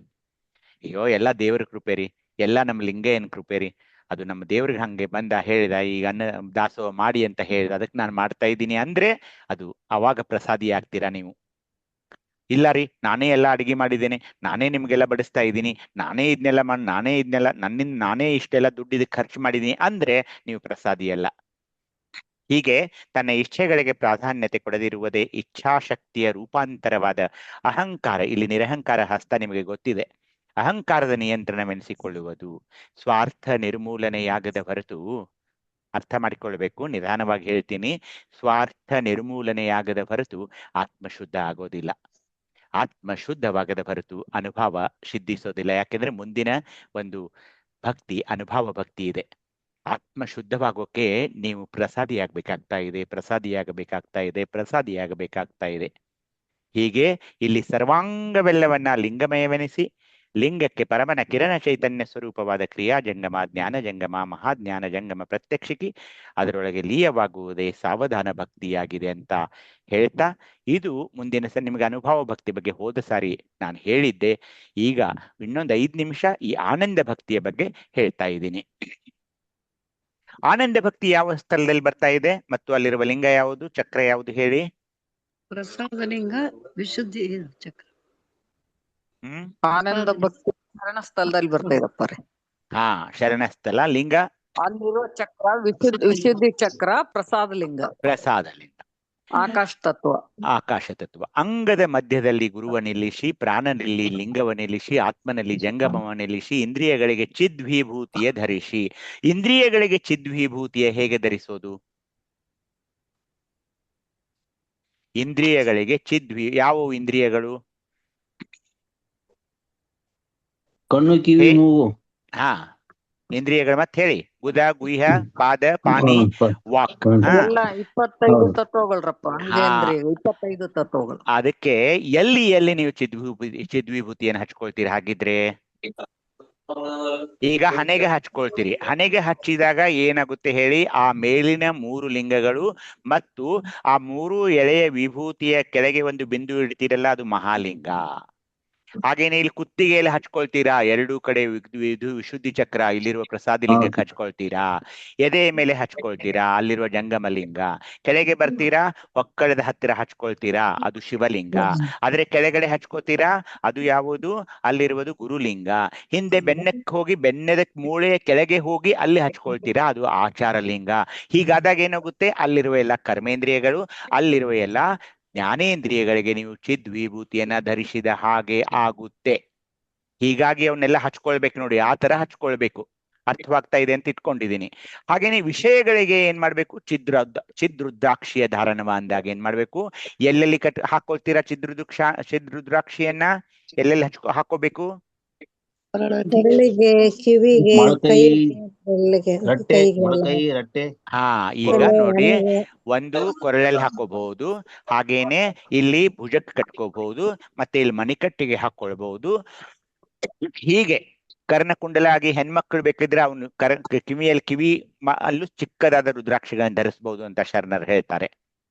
ಹೀಗೆ ಈ ರುದ್ರಾಕ್ಷಿಯನ್ನು ಹಾಕೊಳ್ಳೋದ್ರಿಂದ ಕರ್ಣಗಳನ್ನೆಲ್ಲ ಮಂತ್ರಮಯವನ್ನಾಗಿ ಮಾಡಬಹುದು. ಯಾಕೆ ಹೇಳಿ? ರುದ್ರಾಕ್ಷಿಗೆ 5 ಕಣ್ಣುಗಳಿರ್ತವೆ. ಸದ್ಯೋಜಾತ, ತತ್ಪುರುಷ, ಈಶಾನ್ಯ, ಅಘೋರ, ಇವನ್ನೆಲ್ಲ ನಿಮ್ಗೆ ಗೊತ್ತಿದೆ. ಅವು 5 ಮುಖದ ಅದು ಹೇಳಿದ್ದಾರೆ. ಪಂಚಭಕ್ತರುಗಳೇ ಪಂಚಮುಖದ ರುದ್ರಾಕ್ಷಿಗಳಾಗಿ ಅಂತ ಹೇಳಿ ಮುಕ್ತಿಪಥಕ್ಕೆ ಅವು ಸಾಧನವಾಯಿ ಅಂತಂದ್ರೆ ನಮ್ಮ ಗುರುದೇವರ ವಚನ ರುದ್ರಾಕ್ಷಿ ಬಗ್ಗೆ ಗೊತ್ತಿದೆ ಅದು ನಿಮಗೆ. ಹಾಗೇನೆ ಚಿತ್ಪಾದೋದಕ ಪ್ರಸಾದವೆಂದೆನಿಸಿದ ಅಂದ್ರೆ ನಮ್ಮ ಪಾದೋದಕದ ಬಗ್ಗೆನೂ ಅದೇ ಪ್ರಸಾದ. ಅದು ತಮ್ಗೆ ದಶವಿಧ ಪಾದೋದಕದ ಬಗ್ಗೆ ಗೊತ್ತಾಗಿದೆ. ಈ ಆನಂದ ಭಕ್ತಿಯಲ್ಲಿ ನೀವೇನ್ ಮಾಡ್ತೀರಂದ್ರೆ ವಿಭೂತಿ, ರುದ್ರಾಕ್ಷಿ ಮತ್ತೆ ಈ ಪಾದೋದಕದ ಅರಿವು ನಿಮ್ಗಿರ್ತಾ ಇದೆ. ಯಾಕೆ ಇವು ಬೇಕು? ಆ ವಿಭೂತಿ, ರುದ್ರಾಕ್ಷಿ ಮತ್ತು ಪಾದೋದಕ ಪ್ರಸಾದ ಇವೆಲ್ಲ ಯಾಕೆ ಬೇಕಂದ್ರೆ ಇದು ಆನಂದ ಭಕ್ತಿಗೆ ಬೇಕಾಗ್ತಾ ಇದೆ. ಶಿವಯೋಗದ 5ನೇ ಹಂತದಲ್ಲಿರುವ ಸಾಧಕನಿಗೆ ಶರಣ ಸ್ಥಳದಲ್ಲಿರುವ ಇವನಿಗೆ ಶರಣ. ಇಲ್ಲಿ ನೋಡಿ, ಅಲ್ಲಿ ತನಕ ನೀವು ಶರಣರಾಗೋಲ್ಲ. ಅಲ್ಲಿ ಪ್ರಸಾದಿಯಾಗಿದ್ರಿ. ಇಲ್ಲೇನಾದ್ರಿ ಶರಣ ಶರಣ ಅಂತ ಹೆಸರು ಬರ್ತಾ ಇದೆ ನಿಮಗೆ. ಈ ಆನಂದ ಭಕ್ತಿಯು ಬಹಳ ಉನ್ನತವಾದ ಆಧ್ಯಾತ್ಮಿಕ ಸಾಧನೆಯ ಫಲವಾಗಿದೆ. ನೋಡಿ, ಯಾಕೆ ಈ ಆನಂದ ಭಕ್ತಿ ಬೇಕು ಅನ್ನೋದು ನೋಡಿ ನೀವು ಅರ್ಥ ಮಾಡಿಕೊಳ್ಳಿ. ಅನೇಕರಿಗೆ ಇಲ್ಲಿ ಶುಗರ್ ಇರುತ್ತೆ, BP ಇರುತ್ತೆ, ಹಾಗೇನೆ ಬಹಳ ಒತ್ತಡ ಇರುತ್ತೆ, ಮನೆಯಲ್ಲಿ ಏನಾದ್ರು ಟೆನ್ಷನ್ ಇರುತ್ತೆ. ಯಾಕೆ ಈ ಈ ಈ ಸ್ಥಳದಲ್ಲಿ ನಿಂತ್ಕೊಂಡು ಆನಂದ ಭಕ್ತಿ, ಇಲ್ಲಿರುವ ಪ್ರಸಾದಿ ಲಿಂಗದ ಪೂಜೆ ಯಾಕೆ ಬೇಕಂದ್ರೆ, ದೇಹದ ಬಾಧೆಗಳಿಂದಲೂ, ಮನಸ್ಸಿನ ಮಾಯೆಯಿಂದಲೂ, ಅಂತಃಕರಣದ ತಪಸ್ಸಿನಿಂದಲೂ, ಐಂದ್ರಿಕ ಸುಖಗಳಿಂದಲೂ ದೂರವಿದ್ದ ವರ್ತನೆ ಆತನಲ್ಲಿರುತ್ತದೆ. ಜೊತೆಗೆ ಅವನಲ್ಲಿ ಸತ್ಯ, ಕ್ಷಮೆ, ದಮೆ, ದಯೆ, ಸೈರಣೆ, ಸಮಾಧಾನ, ಸಂತೋಷ, ಸ್ಥೈರ್ಯ ಇವೆಲ್ಲ ಮನೆ ಮಾಡಕ್ ನೋಡಿ. ಅದಕ್ಕೆ ಶರಣ ಅನ್ನೋದು. ಸುಮ್ನೆ ಎಲ್ರಿಗೂ ಶರಣ ಅನ್ನೋಕ್ ಬರೋಲ್ಲ. ಕರ್ಮಗಳೆಲ್ಲವೂ ಸುಟ್ಟು ಭಸ್ಮವಾದಾಗ ಆನಂದ ಭಕ್ತಿಯು ಸಾಧ್ಯವಾಗುವುದು. ತಾನೀಗ ಜೀವನಿಂದ ಶಿವನಾಗಿದ್ದಾನೆ ಎಂಬ ಭಾವದಲ್ಲಿರುವ ಆ ಶರಣನು ತನ್ನ ದೇಹ ಮತ್ತು ಸಕಲ ಇಂದ್ರಿಯಗಳ ಸಲುವಾಗಿ ಜೀವಿಸಬೇಕು ಎಂಬ ಭಾವ ಹೋಗಿ ಅದರ ಸ್ಥಳದಲ್ಲಿ ನೋಡಿ ಎಷ್ಟು ಚೆನ್ನಾಗಿ ಬರೀತಾ ಇದ್ದಾರೆ. ಅದರ ಸ್ಥಳದಲ್ಲಿ ತಾನು ಪರಶಿವನ ದೇಹ, ಪರಶಿವನ ಅಂಗ, ಲಿಂಗಾಂಗ ಸಾಮರಸ್ಯವೇ ತನ್ನ ಗುರಿ ಎಂಬ ಜ್ಞಾನೋದಯವ ಆದಾಗ ಆತನಿಗೆ ಏನಾಗ್ತಾ ಇದೆ ಹೇಳಿ? ಅರಿಷಡ್ವರ್ಗ ಕಾಮ, ಕ್ರೋಧ, ಲೋಭ, ಮೋಹ, ಮದ, ಮತ್ಸರ, ಷಡೂರ್ಮಿ, ಹಸಿವು, ನೀರಡಿಕೆ, ಶೋಕ, ಮೋಹ, ಮುಪ್ಪು, ಮರಣ ಮುಂತಾದ ಮಾನಸಿಕ ಮತ್ತು ದೈಹಿಕ ದೋಷಗಳು ನಾಶವಾದಾಗ ಆ ಶರಣನು ಇವೆಲ್ಲವನ್ನ ಇಲ್ಲವಾಗಿಸಿರುವುದರಿಂದ ಅವನಲ್ಲಿ ಕೇವಲ ಆನಂದ, ಶಿವಾನಂದ ನೆಲೆಯುತ್ತದೆ. ಆನಂದವು ಶರಣನು ಹೊಸದಾಗಿ ಪಡೆಯುವ ಸ್ಥಿತಿ ಏನಲ್ಲ, ಅದು ಅವನ ಸಹಜ ಸ್ಥಿತಿ. ಏನಾಗುತ್ತೆ, ಬಂಧನದಲ್ಲಿದ್ದಾಗ ಅಜ್ಞಾನ, ಮಲತ್ರಯ, ಕರ್ಮತ್ರಯ, ಷಡೂರ್ಮಿ, ಅರಿಷಡ್ವರ್ಗ ಇವೆಲ್ಲ ಇರುತ್ತೆ ಅವನಿಗೆ, ಅಂಗನು ಅನುಭವಿಸುತ್ತಿರಲ್ಲ. ಆದ್ರೆ ಈ ಉಪಾಧಿಗಳನ್ನ ಬದಿಗೆ ಸರಿಸುವ ಮೂಲಕ ಆತ್ಮವನ್ನು ಅದರ ಮೊದಲಿನ ಸಹಜ ಸ್ಥಿತಿಗೆ ಈಗ ತಂದಿದ್ದಾನೆ ಈ ಆನಂದ ಭಕ್ತಿಯಲ್ಲಿ. ಆನಂದ ಭಕ್ತಿಯ ಪರಿಕಲ್ಪನೆಯನ್ನು ಸ್ಪಷ್ಟಪಡಿಸಲು ಶರಣರು ಇಲ್ಲೇನಂದ್ರು ಶರಣ ಸತಿ ಲಿಂಗಪತಿ ಎಂಬ ವಚನೋಕ್ತಿಯನ್ನ ಪ್ರತಿಪಾದಿಸಿದರು. ಅನುಭಾವದ ಮೂಲಕ ಆನಂದವನ್ನು ಪಡೆದ ಶರಣನು ಆ ಶಿವಾನಂದದ ಸ್ಥಿತಿಯಲ್ಲಿಯೇ ಸದಾ ಇರ್ತಾನೆ. ಶರಣಸತಿ ಲಿಂಗಪತಿಯ ಸಂಘಕ್ಕಾಗಿ ಹಾತೊರೆಯುವಂತೆ ಶರಣ ಆನಂದ ಭಕ್ತಿಯಲ್ಲಿ ಸ್ಥಿತ್ಯನಾಗಿರ್ತಾನೆ ಅಂತ ಹೇಳ್ತಾ, ಪತಿಭಕ್ತಿಯಾದರೆ ತನ್ನ ಪತಿಗೆ ಸರ್ವೋಪಚಾರಗಳ ಮಾಡಿ ಸಮಸ್ತ ಪದಾರ್ಥವನ್ನು ಆತಂಗೆ ನೀಡಿ ಆತನುಂಡು ಮಿಕ್ಕುದನುಂಬುದೇ ಪತಿವ್ರತ ಭಾವವೆಂಬ ಲೋಕದ ದೃಷ್ಟಾಂತದಂತೆ ಶರಣಸತಿ ಲಿಂಗಪತಿ ಎಂಬುದನ್ನು ಗುರೂಪದೇಶದಿಂದ ಅರಿತು ಆ ಗುರುವಚನ ಪ್ರಮಾಣಗಳಿಂದವೇ ಸಮಸ್ತ ಪದಾರ್ಥವ ತನ್ನ ಕರಸ್ಥಳದಲ್ಲಿರುವಪ್ಪ ಇಷ್ಟಲಿಂಗಕ್ಕೆ ಕೊಟ್ಟು ಕೊಂಬುದೇ ಆಚಾರ. ಇದು ಕಾರಣ ಇಷ್ಟಲಿಂಗಕ್ಕೆ ಕೊಡದೆ, ನೋಡಿ ಅರ್ಥ ಮಾಡಿಕೊಳ್ಳಿ, ಇದು ಕಾರಣ ಇಷ್ಟು ಲಿಂಗಕ್ಕೆ ಕೊಡದೆ ಅಂತರಂಗದಲ್ಲಿ ಪ್ರಾಣಲಿಂಗ ಉಂಟು ಎಂದು ಮನಕ್ಕೆ ಬಂದಂತೆ ತಿಂಬಂದ ಸ್ವಾನ ಜ್ಞಾನಿಗಳಿಗೆ ನಾಯಕ ನರಕ ತಪ್ಪದು. ಅದಕ್ಕೆ ನಾನು ಏನ್ ತಗೊಳ್ತೀನಿ, ಏನೇ ಮಾಡ್ಲಿ, ತಿನ್ಲಿ ಬಿಡ್ಲಿ, ಉಸಿರು ತಗೊಳ್ಳಿ, ಎಲ್ಲವೂ ಇಷ್ಟಲಿಂಗಕ್ಕೆ ಸಮರ್ಪಣೆ ಮಾಡಬೇಕು. ಅದನ್ನ ಈ ವಚನದಲ್ಲಿ ಬಹಳ ಚೆನ್ನಾಗಿ ನಮ್ಮ ತೋಂಟದ ಸಿದ್ಧಲಿಂಗ ಶಿವಯೋಗಿಗಳು ಹೇಳ್ತಾರೆ.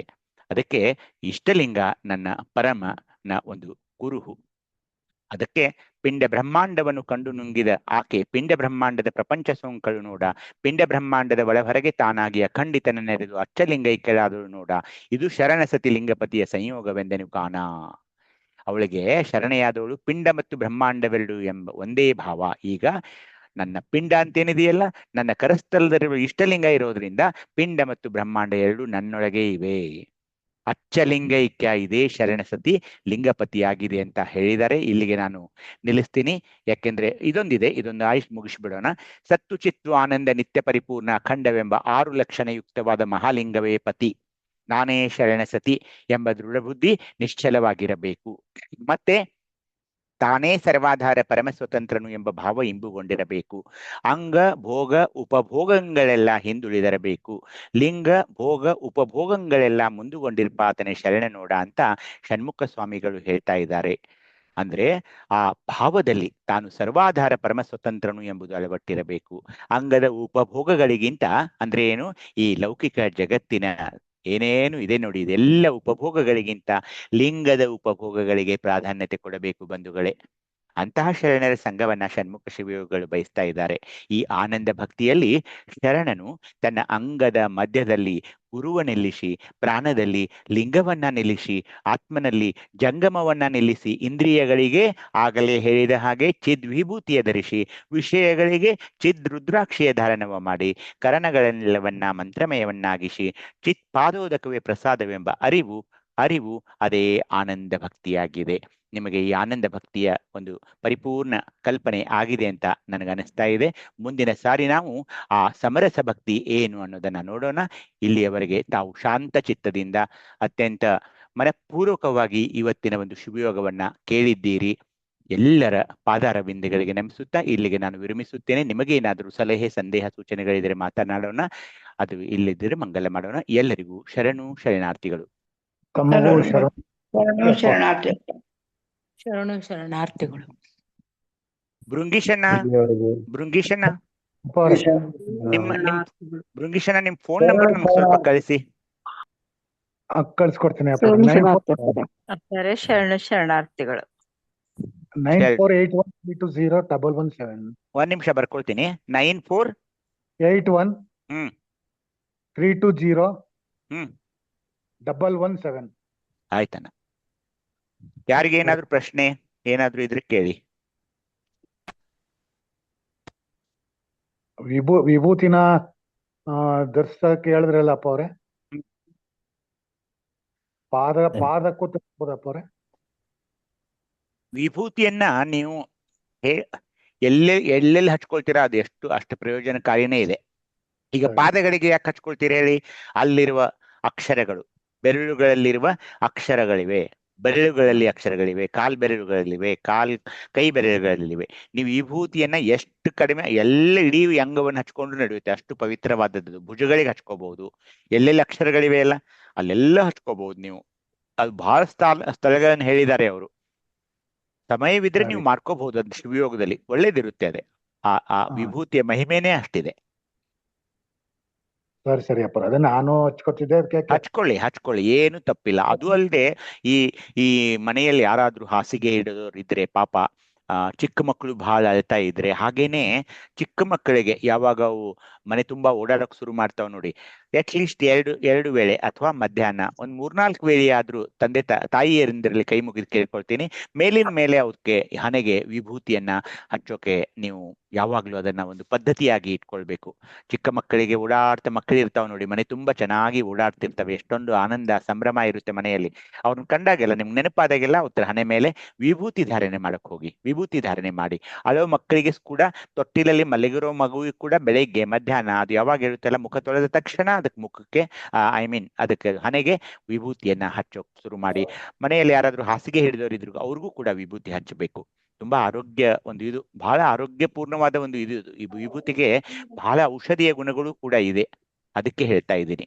ತಾವು ಕೂಡ ಊಟಕ್ಕಿಂತ ಮುಂಚೆ ಯಾರೇ ನೀವು ಇಲ್ಲಿದ್ದ ಎಲ್ಲಾ 70 ಜನ ಇದ್ರಿ ಇವತ್ತು, ಯಾರು ಕೂಡ ವಿಭೂತಿ ಧಾರಣೆ ಇಲ್ಲದೆ ಯಾವ ಪ್ರಸಾದವನ್ನು ಸ್ವೀಕರಿಸಬಾರದು.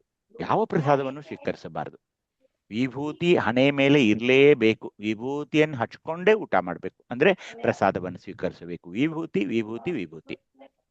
ವಿಭೂತಿ ಬೇಕೇ ಬೇಕು. ಅದ್ರ ಬಗ್ಗೆ ಮಾತಾಡೋರಿದ್ದೀವಿ ನಾವು, ಶಿವಯೋಗ ಮಾಡುವಾಗ ಮತ್ತೆ ಮಾತಾಡೋಣ ಅದ್ರ ಬಗ್ಗೆ. ಮತ್ತೆ ಯಾರಿಗಾದ್ರೂ ಏನಾದ್ರೂ ಪ್ರಶ್ನೆಗಳು ಏನಾದ್ರೂ ಇದ್ರೆ ಕೇಳಿ, ಇಲ್ಲಿದ್ರೆ ಮಂಗಲ ಮಾಡೋಣ. ಸಿದ್ಧಾರೂಢಣ್ಣ, ಮಂಗಲ ಮಾಡೋಣವಾ? ಆಯ್ತು ಮಾಡಿ. ಇಲ್ಲಿಯವರೆಗೆ ಶಿವಯೋಗದ ಬಗ್ಗೆ ದೀರ್ಘವಾಗಿ ಒಂದು ಗಂಟೆಯ ಕಾಲ ನಂತರ ದಯಾನಂದಪುರಿಗೆ ಇವತ್ತಿನ ಈ ಸದ್ಭಾಗೋಷ್ಠಿಯನ್ನು ಸುಸಂಪನ್ನ ಮಾಡ್ತೀವಿ. ರೇಣುಕಪ್ಪರೇ,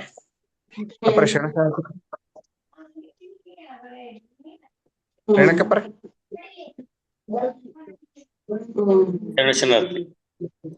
ನಾಳೆ ಅವರ್ ಕರ್ನಾಟಕ ಇದು ಮಾಡ್ತಾರೆ, ಏನು ಯೋಗಾಂಗ ತ್ರಿವಿಧಿ ಸರ್ವರಿಗೂ ಶರಣು ಶರಣಾರ್ಥಿ. ಭಾರತೀಯವರಿಂದ ಯೋಗಾಂಗ ತ್ರಿವಿಧಿ ಬಗ್ಗೆ ಅನುಭವ ಇರ್ತದೆ. ಇಂದಿನ ಈ ಸದ್ಭಾವಗೋಷ್ಠಿಯನ್ನು ಸುಸಂಪನ್ನಗೊಳಿಸೋಣ. ತಂದೆ ನೀನು, ತಾಯಿ ನೀನು, ಬಂಧು ನೀನು, ಬಳಗ ನೀನು, ಎನಗೆ ನೀನಲ್ಲದೆ ಮತ್ತಾರು ಇಲ್ಲವಯ್ಯ ಕೂಡಲ ಸಂಗಮ ದೇವ. ಹಾಲು ಅಲ್ಲದ್ದು, ನೀರು ಅಲ್ಲದ್ದು, ನಿಮ್ಮ ಧರ್ಮ ನಿಮ್ಮ ಧರ್ಮ ನಿಮ್ಮ ಧರ್ಮ. ಶರಣ ಲಿಂಗಪತಿ. ಜೈ ಗುರು ಬಸವೇಶ. ಸರ್ವರಿಗೂ ಭಕ್ತಿಯ ಶರಣ ಶರಣಾರ್ಥಿಗಳು.